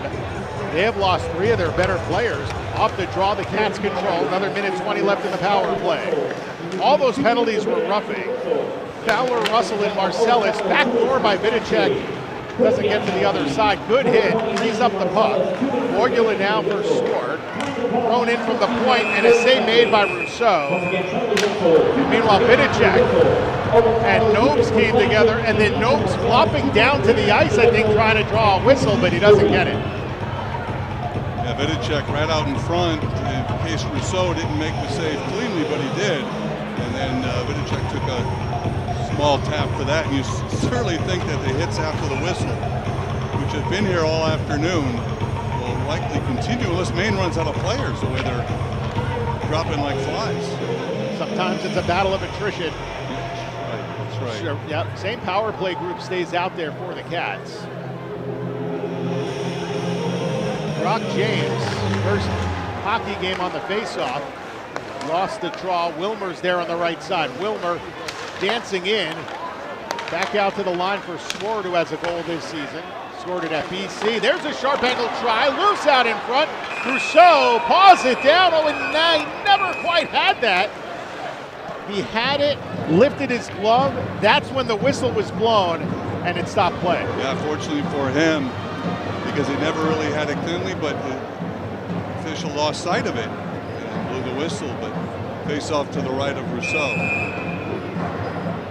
17 saves for the rookie out of the Quebec Maritime Junior Hockey League, and he has looked good. He's made some big stops. And while you say, well, it's only 17 shots or 17 saves out of 19 shots, the Bobcats 46 shot attempts, so it's that chaos that gets created as well when you're generating all of those shooting opportunities. And Rousseau's looked really good. I'm impressed. And you got Boya, who's the #1 and one of the best goalies in the country for Maine, but the future is bright with Rousseau in net.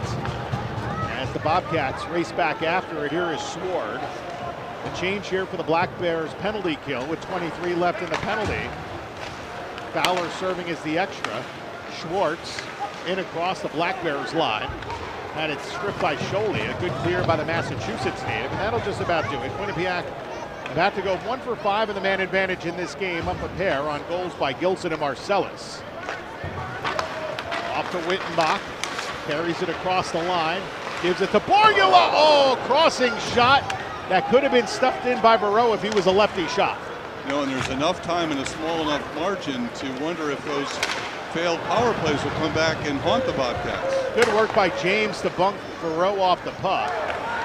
Back in the Bobcat zone, it is Wittenbach trying to get to it. He does, as we're under 2 minutes to go in the second. Pinballing puck, forced ahead by Borgula. Across the line, Barreau has been out there for a while. He looks a bit gassed, but he kind of fosters and stays in there as there's a shot attempt by Chernesky in there that gets blocked. Barreau getting bumped off the puck.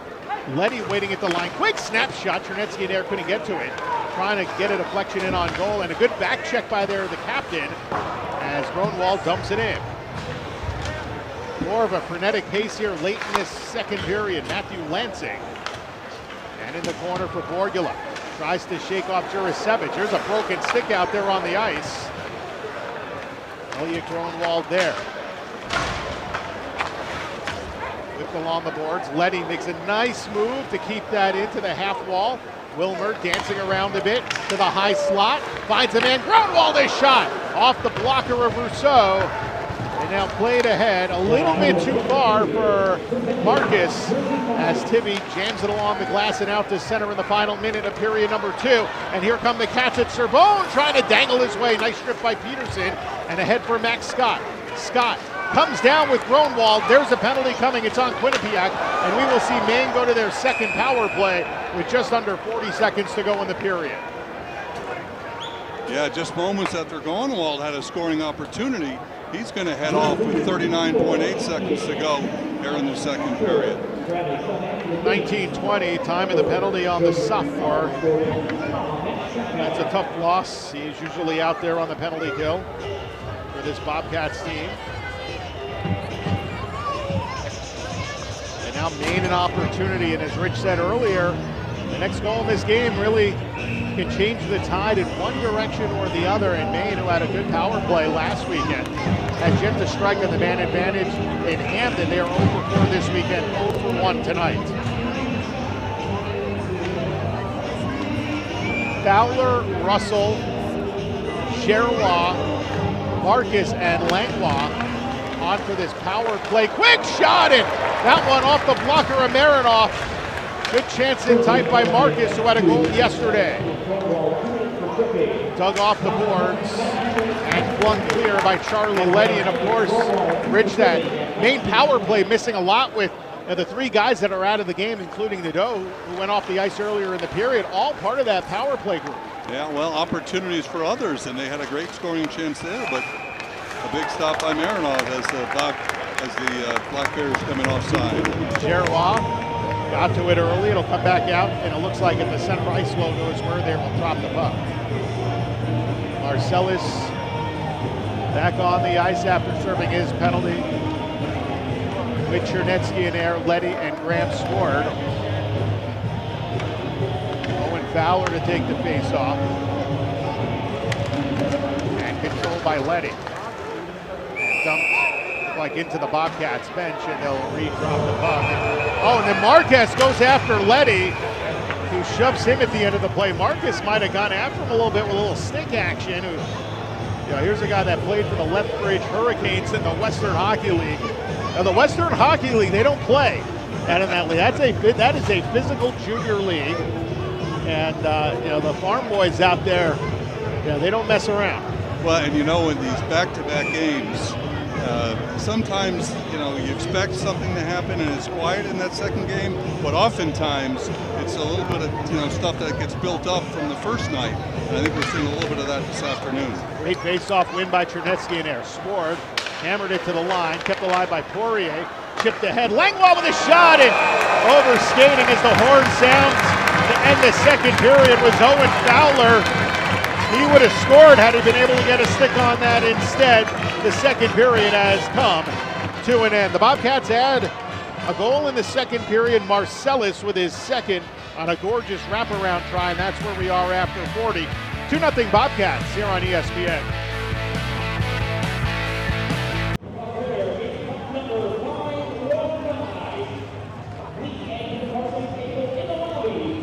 Alumni can help drive the mission of Quinnipiac, bring refreshed perspectives, contribute back to the community. I really appreciate that because I want to be clear that the most successful institutions, the institutions that will thrive in coming years and decades, are ones that have a robust, strong, active alumni base.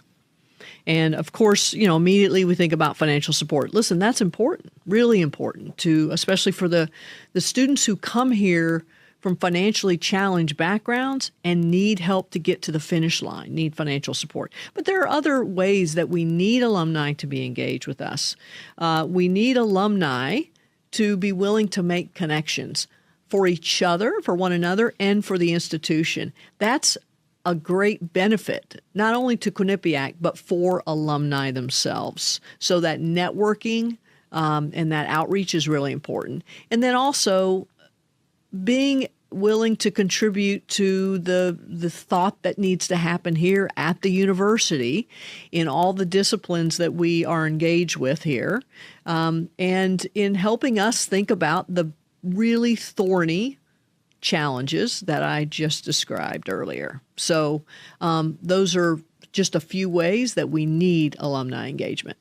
And I think based on my own time here, and again, the students that have sat in that chair and shared their experience, the mentorship and the connection, we learn that in the classroom, right? We connect with our faculty who are having a day job hosting the news, coming at night, teaching a journalism class. You're making that industry connection. And maybe that's helping get you an internship or with a post-graduation opportunity as well. And it's continuing that thought of connecting once you leave and you're out into the workforce. Exactly. You captured it very well. I remember it was a couple months ago, we had the faculty and staff alumni breakfast that you spoke at. And I think even just looking around that room too, myself included, at the alumni that chose to come back, continue that momentum, that has to be very powerful for you too as president of Quinnipiac. Absolutely. This idea, and you're a great example of this, alumni who they've had that student experience and they choose to sort of pay it forward, right? In a very direct way. They become directly involved with the institution. They work for Quinnipiac. They know what the institution, what the university did for them, and they want to be a direct part of the institution serving students. Finally, when students, faculty, and staff look back years from now, what do you hope they remember most about Quinnipiac under your leadership? That Quinnipiac was able to lead in terms of the landscape of higher education in ways that empowered our students, that prepared them for jobs in a incredibly fast-changing cultural, societal, and technological landscape, and that this is an institution that they are very proud of. That's what I would tell you. Very proud of. That's what I want.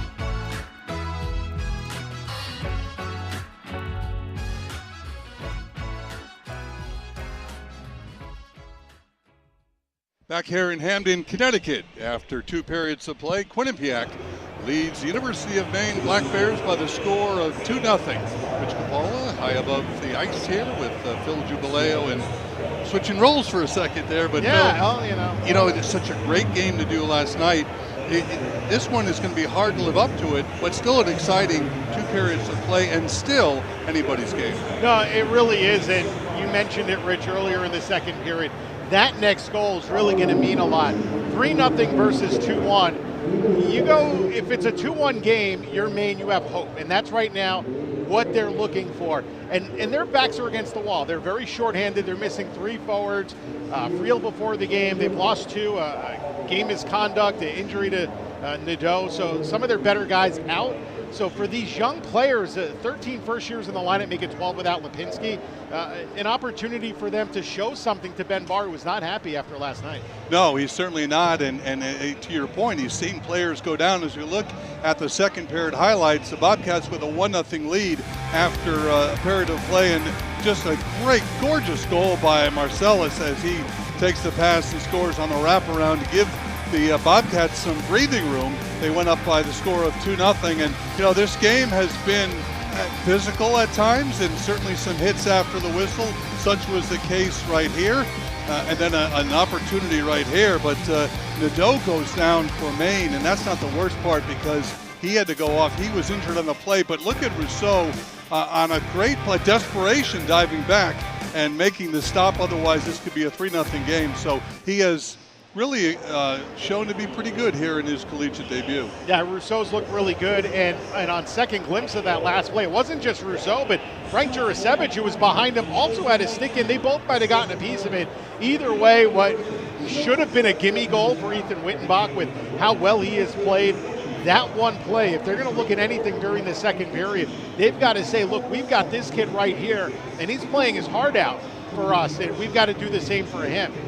Yeah, and as I think I alluded to, the fact that it's only 2-0 and the Bobcats have had their opportunities, you just hope from a Quinnipiac standpoint it doesn't come back to bite them. So again, 40 minutes in the books, 2 really good teams, and we still have a hockey game. It's just 2-0. Yeah, we still do, and we'll have more of it when we return in a couple of minutes. Rich and I will step aside when we come back. I'll look at some stats, and we'll get ready to set the scene for period number 3, the final of what was a busy weekend here in Hamden, Connecticut. Back-to-back doubleheaders. The women won earlier to complete a sweep. Can the men sweep the day? We'll find out soon. Back here in Hamden, Connecticut at the M&T Bank Arena. Third period coming up in just a couple of minutes. Phil Jubileo and Rich Capola with you. Let's take a look at our second intermission stats in what has been a sold-out crowd once again here today at the M&T Bank Arena. Good second period for this Maine team. Even though it was the Bobcats who got the lone goal, they did outshoot the Bobcats 11-10 in the middle period. And trying to carry some momentum, Rich, as we head to the third. There will be 1 minute and 21 seconds of power play time. And think about last night's game. Now, the Bobcats were down 3-0 with a power play to start the second. That's when they got on the board, and Maine can kind of turn the tables here early in this third period. Yeah, and I would think the respective coaches both suggested that to their players, or at least brought it up that, hey, remember last night. So if you're Quinnipiac, let's not sit on this lead for sure. Especially let's get let's kill the remainder of this penalty, and then look to strike offensively. And for Maine, they know they get a goal right here, it's anyone's game. They, certainly feel that they left a point on the table last night, or points on the table, and would like to come back and turn the tide and do the reverse to the Bobcats. And if you are Quinnipiac, you can just look and see what Maine did in the final 40 minutes last night to let the opposition get back in the game, and say we can't afford to do that. We can't afford to play scared, just try to move pucks around and hang on to a 2-0 lead. It's not time to kind of back up the truck and park the bus. You still want to play your style, play to your identity. And I know it's still kind of early in the season to figure out exactly what that identity looks like, but Rand Pecknell knows what he wants that identity to be, and he wants to see the Bobcats play to that here in the final period. Yeah, and it always takes, especially with new players, it takes a while to for that to come to fruition, but certainly we see examples of it, puck possession being one of them that for the Bobcats. So it's always love the beginning of the season and the process of trying to see whether the players mesh together and what that chemistry looks like. And it's not something you can force. Chemistry doesn't, it just happens naturally most of the time. So, but there's a lot of talent on both clubs.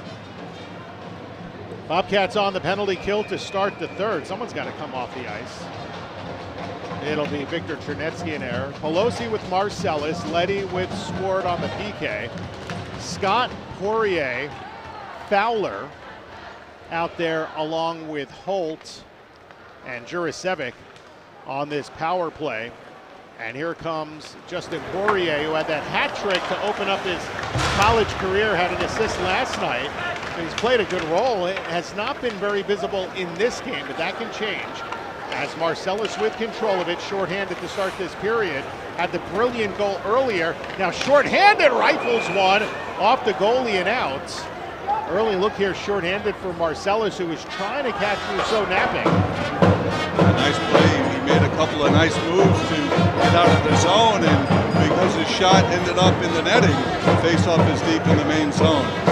A change to the penalty kill. Servone, Chernetsky in there, scored.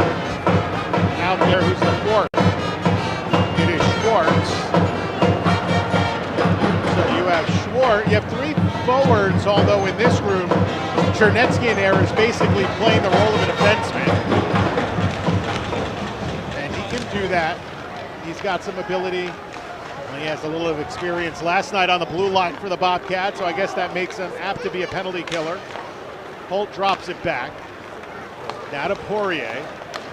In across for Jurisevic. Behind the goal. Moved off the puck with Chernetsky in there. Rifles it high. Fowler a hold in. Now back to Jurisevic, and at the center point, Brandon Holt feathers it down low. Backhand chance save made. The rebound pushed just wide as Fowler was tied up. Good work by Serbone down low, and it's out of play. Yeah, and you mentioned Poirier with the hat trick in his collegiate debut, and if you're thinking to yourself, I don't know how often that happens or how seldomly that happens. He is the 9th player in the last 20 years to score the hat trick in his collegiate debut. Those have been his only 3 goals to date. Faceoff will be to the left of Marinoff. Pelosi back out there. It is Schultz with Leddy along with Marcellus. Again, to remind you, it is Elliot Gronwald in the penalty box. Normally he would be there on the PK. And that is why you saw Victor Chernetsky in there as part of that penalty kill. Meanwhile, Russell, Scholey, Marcus, Peterson, and Langlois, the second penalty power play unit for Ben Barr, on the ice. Marcellus a clean face-off win. Around for Pelosi, chipped out to center, and Peterson back for it. Down to 10 seconds left in the penalty on Elliot Gronwald. Early stages of the third, another fantastic one between the Bobcats and the Black Bears. They always seem to bring forth entertaining matchups, whether here or at the Alphon. This is where they played a couple last year.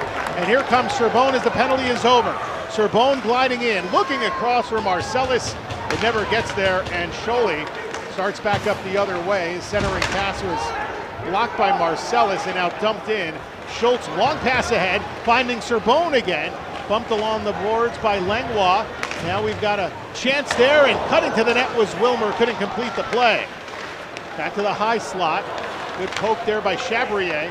3-on-2 here for the Black Bears. He has Pichette, but big Nate Tibby closing up a lot of ground with that 6'5" frame, and was able to cut the angle and really prevent anything from happening in a serious fashion. But now it is Gerrois locked up by Tibby behind the net with 17:48 left to go in the game. Feathered softly, Motu keeps it alive. Around to the far boards is Chabrier. And Sword working it to the near side. You've got a 6'5" and a 6'4" defenseman out on the ice for the Bobcats. Wilmer got hammered hard by Pichette as Motu drives it back in. You got to think back to the last time the Bobcats could regularly have two giants like that out on the blue line. I was trying to think of it as soon as you said that, Phil. It's been quite a while. And I know there's a couple of more coming in the recruiting pipeline. Holt is there, drops it back off. Jurasevich to Nobes, who deflects it in. Gronwald to play, and Gronwald's a big guy too at 6'4", so he's not small either. And meanwhile, a chance. No, that's a stoppage. Holt was way offside. 3 minutes played to the third period. Still a 2-0 lead for the Bobcats. Impressed by that shift by Tibby. Phil, he made a great play to really dismantle a 3-on-2 opportunity for the Black Bears. Wittenbach, Lansing out there. Cipollone, Hockley, and Gronwald. So we haven't seen Drew Hockley much. First shift of this third period. Controls off the face-off win to Gronwald, breaks it out ahead. Cipollone deflecting it in. Brandon Holt in behind. And now the Black Bears will look to break out from left to right. Trying to get that first one on the board. Still a goose egg there for the Black Bears. Looking to avoid their first loss of the season. 2-0-1, the sweep last week at home against Holy Cross. And the tie last night here after surrendering a 3-goal lead to the Bobcats late. Meanwhile, a pass that kind of pinballed in the wrong direction. Hockley back behind the net, and now Gronwald will pass ahead. Hockley cross ice on the breakout, finding Lansing. Centers it nicely for Verreau. Verreau back to Lansing, a drive to save Maine off the toe pad, and then Schultz with a hammer.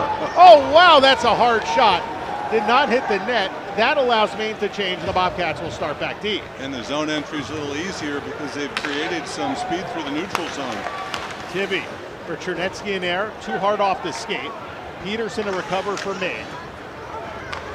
Brady Schultz is pinching. Poirier turned it back the other way. Tibby waits, and a shot blocked in front. Behind the net is Borgula looking in front for Chernetsky in there, and that was denied by Langlois. At the point, kicked down the boards, and we get a whistle. Stopping play with 15:37 to go in this third period. Looks like we got a penalty coming up. And that penalty with 15:37 to go here in the third period against Maine once again. So closing your hand on the puck. That is the penalty against Jeremy Langlois. They've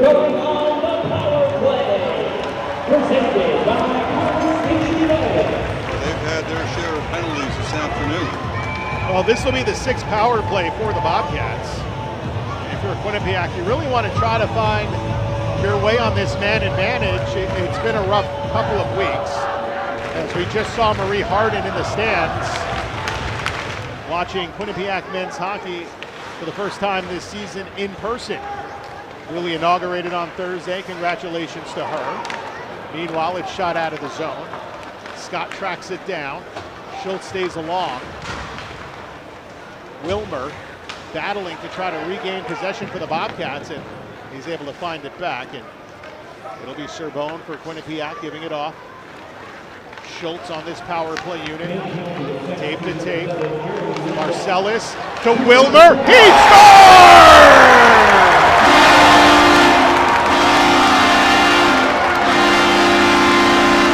Wilmer with his second goal of the weekend. It comes on the power play, and the Cats lead it 3-0. Wow, just a beautiful setup as they celebrate here in Hamden, Connecticut. 15:04 to go. just a great pass by Marcellus right there, and Wilmer made no mistake, goes top shelf and gives the Bobcats a 3-0 lead. And Wilmer, we highlighted in the open for Quinnipiac because of the many things he does well. And that time, great setup by Marcellus, who's had a very good afternoon with a goal and assist and some big hits. And that was Marie Harden, the new school president, celebrating in the student section, getting rowdy a few moments ago, watching the Bobcats climb to a 3-0 lead. Sword deep in his own zone, and that has gotten the student section completely unhinged here in Hamden. Now the question is, can you hold on to the 3-goal lead?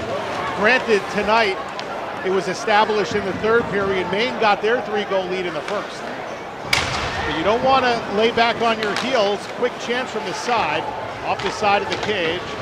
Gerrois battling, rimmed up by Marcus, and out of the zone where it is tracked down by Simon Motu, the sophomore from Chicago, Illinois.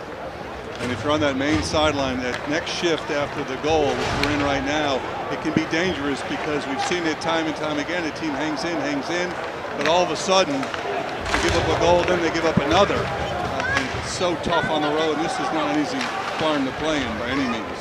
Tuck in behind the net, Antonin Barreau. Try to send it back to Groenwald. Love the pass.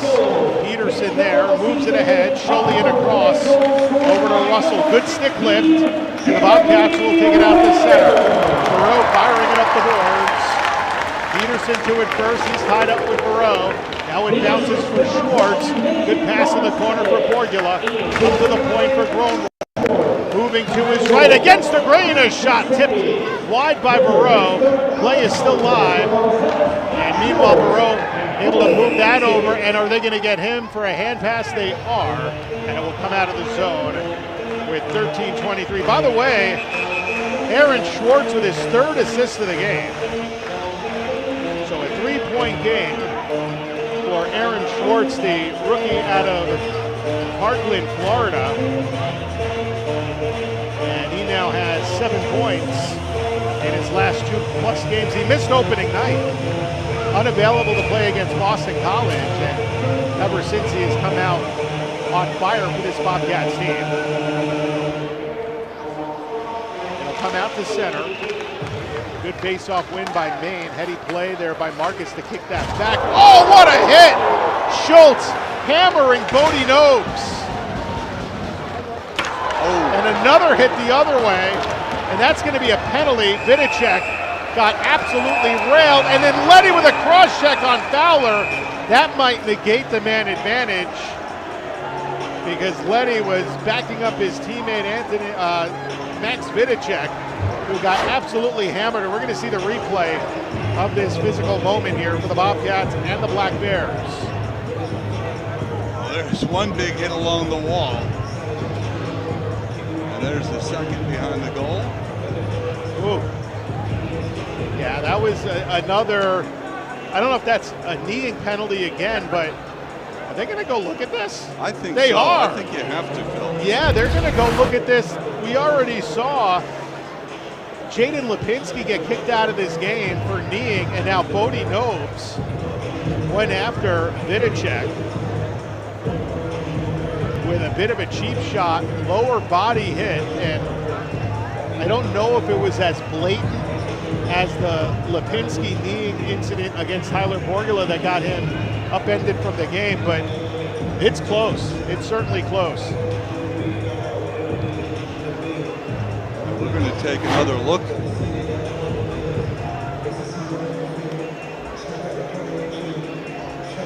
Well, that's the cross check. That was the retaliation, That's the not on the right guy. It was on Owen Fowler. So there might have been something else at the end of that play and not necessarily back up your teammate time. But I have not seen Charlie Letty go to the penalty box just yet. In fact, Letty is talking with the linesmen, Stephen Drain and Ryan Knapp. And the referees tonight, Cameron Lynch and Anthony Kenny, have been busy, and now it is an official review of that hit from Bodie Nobes onto Marcus Vidicek. And it was a decisive earlier in the game, Rich. Well, he was decisive about getting rid of Lipinski. We'll see if it's the same in this case. I mentioned the Bobcats have a 3-game road trip coming up. That'll start this week. It'll eventually be a home and home against Holy Cross, but the first trip is out there. And then they play a pair of Hockey East teams in Merrimack next weekend. Well, here we go. Along with New Hampshire. They go right to the penalty box. Oh, that's it. Yep. Stephen Drain with an emphatic finger pointing to the room, and Bodie Nobes is out of this game. And another huge round of applause, which will lead to a 7th power play for this Quinnipiac team. And Grant Pecknell now talking with his players. And I'm really interested in his mindset at this point. I remember there was a game, this was years ago when AIC came in, and Joe Koser, who was a tough guy on that AIC team, tried to take out a Bobcat. There was a game misconduct, 5-minute major, and Quinnipiac just stormed on AIC. They were annoyed at that major penalty. But the major penalty here will result in another game misconduct, the second for this team, and this time it's Bodie Nobes. And Miguel Marcus is serving the penalty. Well, Marcus out there, roughing. They're calling it a major roughing penalty for now, although it looked like knee-on-knee contact, so they may have to fix that. Short-handed Russell tries to drag back for a shot, and again, we kind of saw this earlier with Maine on one of the earlier Bobcat power plays in this game, where they were trying to force the issue offensively while shorthanded. The Bobcats weathered the storm. And they are 2 for 6 on the power play tonight, looking for a third. Wilmer had the second power play goal. Meanwhile, it is Schwartz looking for Wilmer behind the net.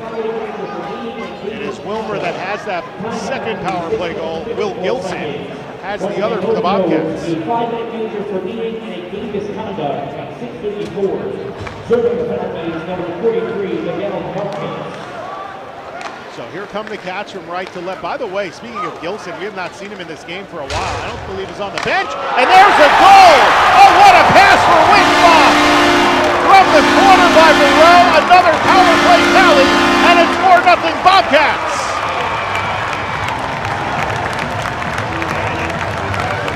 So Wittenbach driving to the net. And that was, Phil, as you described it, just a terrific pass from Burrow. And the Bobcats with 11:52 to go now take a 4-0 lead, but a great pass, great finish. The Bobcats strike again on the power play. Cats are now 3 for 7 tonight on the man advantage. They have eclipsed the 2 that they had all season long heading into this game, and having your second 5-minute power play will do that for you. Can they get another? So they scored early in their first 5-minute advantage. Meanwhile, Wittenbach down the seam, out to the point for Sword. Cross-ice pass. Here's Vidicek back to the circle. Too hard off the heel of Burrow's stick. He gets it back. Vidicek, right circle. Sword looking top roof. And the wrister is high as Wittenbach keeps it alive in the zone, but lost it briefly. Wins that battle. Vidicek trying to chase it down. He's cut off by Peterson.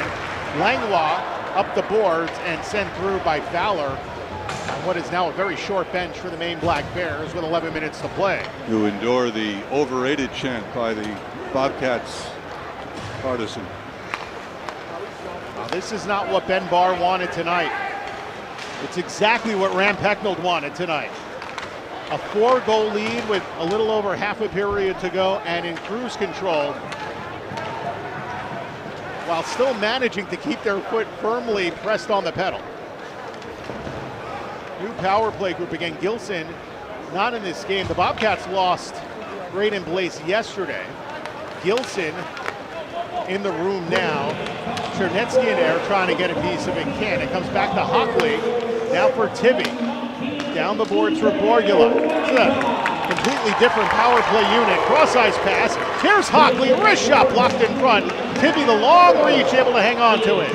Now cross-ice. Back to the line. Hockley backdoor. And it angled in the wrong direction from Borgula. He's got it back.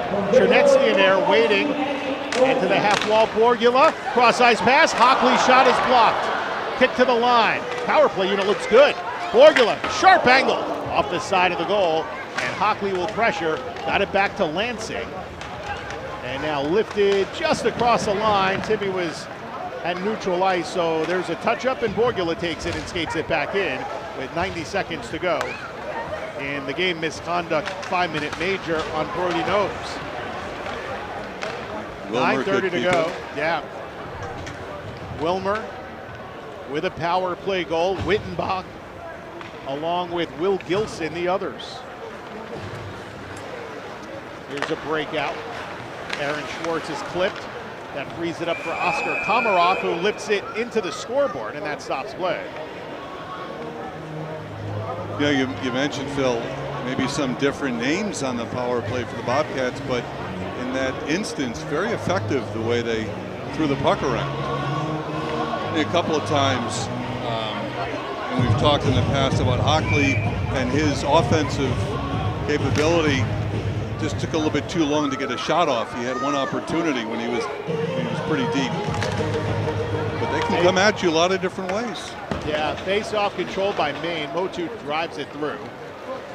Brady Schultz for the Bobcats. Now to Marcellus. Cross and into the Maine bench and out of play. You know, Rich, interesting yesterday, heading down here for the first of 4 games, and I was leaving town. I mentioned this on the women's game, and you wonder how the days are going to go, and sometimes you wonder what's going to bring you luck. And as I was driving out of town on one of the rural streets near my house, a bobcat crossed my path.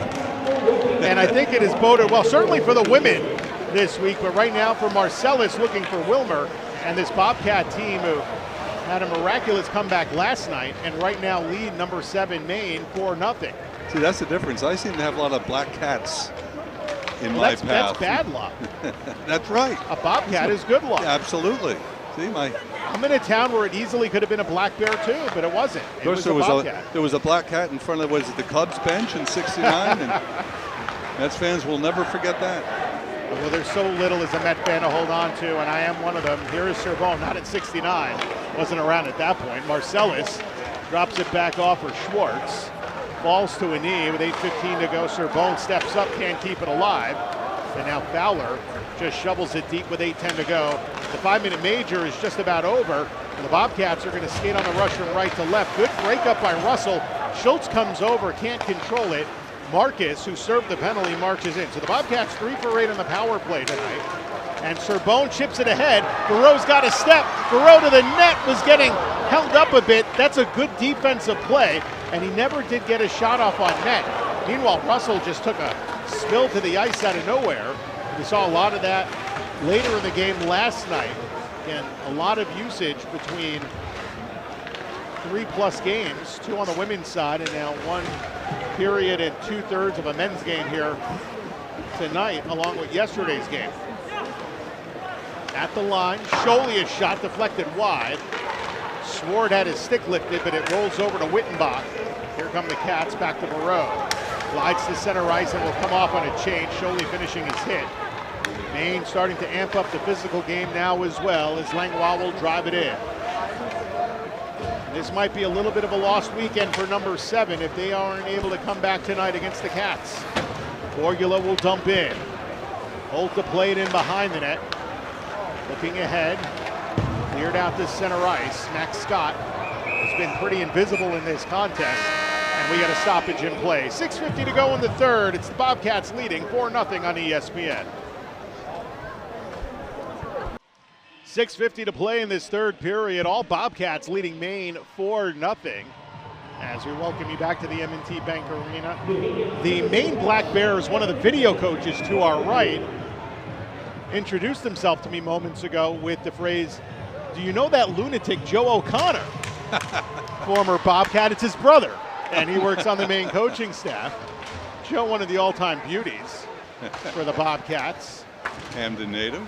Hamden native, and worked his tail off and became a regular in that lineup and got to a couple of NCAA tournaments in his time as it is fanned on by Chernesky in there, and then he's muscled down to the ice by Gerwa. Pass by Scott goes behind him. Now Borgula dropping it back off. Chernetsky in there in the corner. Coming to help out is Nate Tibby. Fanned on at the line. Lancing a shot in traffic. Good blocker save by Marinoff. Up ice. The Cats can't clear it. Brandon Holt trying to move forward. Tibby there, and that's a nice soft clear by the big first year. Yeah, I've been impressed with Tibby's play thus far tonight, Phil. Just really steady, calm. Under 6 minutes to go as the Bobcat student section starting up again. Peterson on the tape to Langlois. Played in, shoveled deep by Barreau. Regained by Komarov. Good hit there as that was James getting batted around a bit by Drew Hockley. They continue to play physical hockey near the side of the goal. Peterson there at the line. Chip down the wall. Well, Maine trying to do something offensively, but certainly not with any intent of desperation. At least it doesn't seem that way. Content to keep it on the perimeter, and now it goes out of play. And now that's the one thing, right? You're down 4, and you might not get the win tonight, but I think if you're Ben Barr, you want to see a little bit more out of this group late. Yeah, and you certainly want to break up the shutout. No team likes getting shut out. The loss is bad enough. By the way, did O'Connor's brother offer any update on Joe? No, unfortunately, no. I believe he recently got married. But the conversation lasted all of about 10 seconds during the break, so we didn't have enough time to really have a conversation. Aaron Schwartz, big game for him, 3 assists. Nice pass, Marcellus centering for Pelosi. He comes in 1-on-2, looking short side, missed the net. Back to the line, Letty looking down low. It was Motu rimming it around. Tibby waits there for the Cats. Skips by Marcellus, who had that beautiful wraparound goal to make it 2-0. And then it hops off his stick. Sholey finds Chabrier. An overtime winner here a couple of years ago to rent a weekend sweep for the Bobcats. And Marcellus chips it back to the left side for Nate Tibby. Over Pelosi's head. Now to Russell. Hands it off to Pichette. Tibby angling back with 4:27 to go. The Cats looking to preserve a clean sheet here for Matej Marinoff. It would be the first such win this season for this Bobcat squad. The 4-4 tie last night. A 7-2 win against Notre Dame 1 week ago tonight in Arizona, which had followed up a 2-1 loss to Alaska Fairbanks in a bit of a disappointing effort because they generated a lot of grade A chances in that game. They ran into some good goaltending and just not able to finish. The Bobcats have had no trouble finishing in this game. Poirier looking to spin around Swart, banked off the body of the freshman, looking to center it in front. And Serbone comes away with it with 3:45 to go. The junior Connecticut native throws it through the crease. Wilmer waiting on it there. Looks in front, a backhand shot by Vidicek. Good save by Rousseau. Head to the line, Drew Hockley gives it back. Good snap pass, finding Brady Schultz from the wing, and Rousseau is there. And now Vidicek going at it, along with Owen Fowler with 3:27 left in this third period.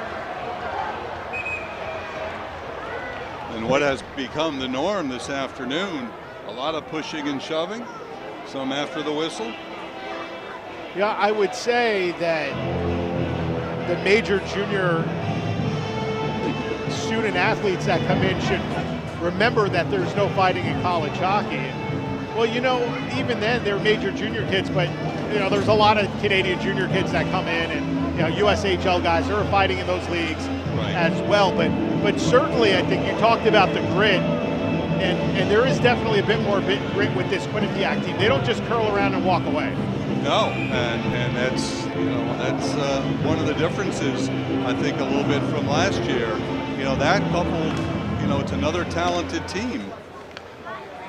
So this could be a team that in a couple of months from now, Phil, when we're looking at around Christmas time. Meanwhile, here comes Maine through center. 3:15 to go. There's a chance. That one deflected away. Now, the Bobcats have not had a perfect weekend against Maine since 2018. or at least an unbeaten weekend. Meanwhile, there are matching penalties after that last sequence, so it is 4-on-4. Both of the number 12s in the box, Fowler along with Vidicek. But again, a 1-0-1 record for the Bobcats coming up if they can hang on for 2 minutes and 45 seconds without surrendering a 4-goal lead, which does appear very unlikely. Meanwhile, Scholey poked away, regained by Lansing as he banks it out to center, and Peterson there for the Black Bears. So a couple of roughing penalties against those two. Minute left in the 4-on-4. Russell knocked away there. Lansing for the Bobcats with 2:23 to play. And also an opportunity for the Bobcats to go to 2-0-1 against Hockey East so far. Lansing with a toe drag, can't get there. Good hit along the boards as they battle. That was Lansing and Peterson who comes away with it. Peterson, while dressing as the 7th defenseman, gets a lot of ice time, and he's looked really good. I'm impressed with his play. But meanwhile, Russell cutting to the net, knocked around a bit, and Schwartz able to lunge and keep it behind the net for Graham Sword with 1:50 to go. 20 seconds left in the 4-on-4. By the way, since allowing those 3 goals last night in the first period, Matej Marinoff has stopped 29 of 30 shots. The only goal allowed was that breakaway from Thomas Friel in the second period. So really a huge recovery. And as Rand Pecknold said in the post-game presser yesterday, really hard to blame Marinoff for any of those 3 first period goals. He did not blame him one bit, used the phrase hung him out to dry. Those were his words in the post-game press conference. Minute 20 to go, all Bobcats, as they will be 3-1-1 on the season here in a few moments. 0-2 ahead. Marcus shovels in. Schultz battling. Held at the line. Poirier with a hard shot. Good block in front. Swept to the corner by Brady Schultz. Rimmed hard around. Bichette could keep it. Final minute here of this busy hockey weekend at the M&T Bank Arena. Tivy to Wittenbach. Lobbed out. And then Chernetsky in there knocks it away. Nearly got his shoulder around Jurasevich. Continues to battle. You love that hard work with a 4-goal lead in the third period. Leading by example. Chernetsky off. Well, it's a big part of why he is the captain of this team. And there's a hard shot by Anthony Cipolone. Held on to and contained by Mattis Russo with 30.9 seconds left to go in this game. Yeah, you don't know if Victor Chernetsky is a vocal type of leader, Phil, but certainly one of those do as I do, really. And that was a great example of it. Somehow the scoreboard clock started, and about 4 seconds just ticked off. Perhaps dinner plans? Oh no, the refs are correcting it, so apparently they're playing it by the book, which is what you want. Of course.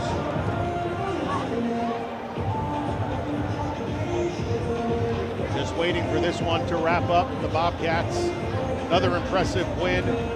4 different goal scorers, Gilson, Marcellus, Wilmer, and Wittenbach. And Aaron Schwartz with assists on those first 3 goals. He really has looked good. Wilmer's got a multi-point game, so does Marcellus, each with 1 goal, 1 assist. And then the real story as well, 19 stops from Quinnipiac's Matej Marinoff, and really limiting the Black Bears in terms of shots all weekend. The Bobcats had 39 shots on goal last night. Maine 22, and once again the Bobcats a decisive shots advantage over their non-conference foes from Hockey East.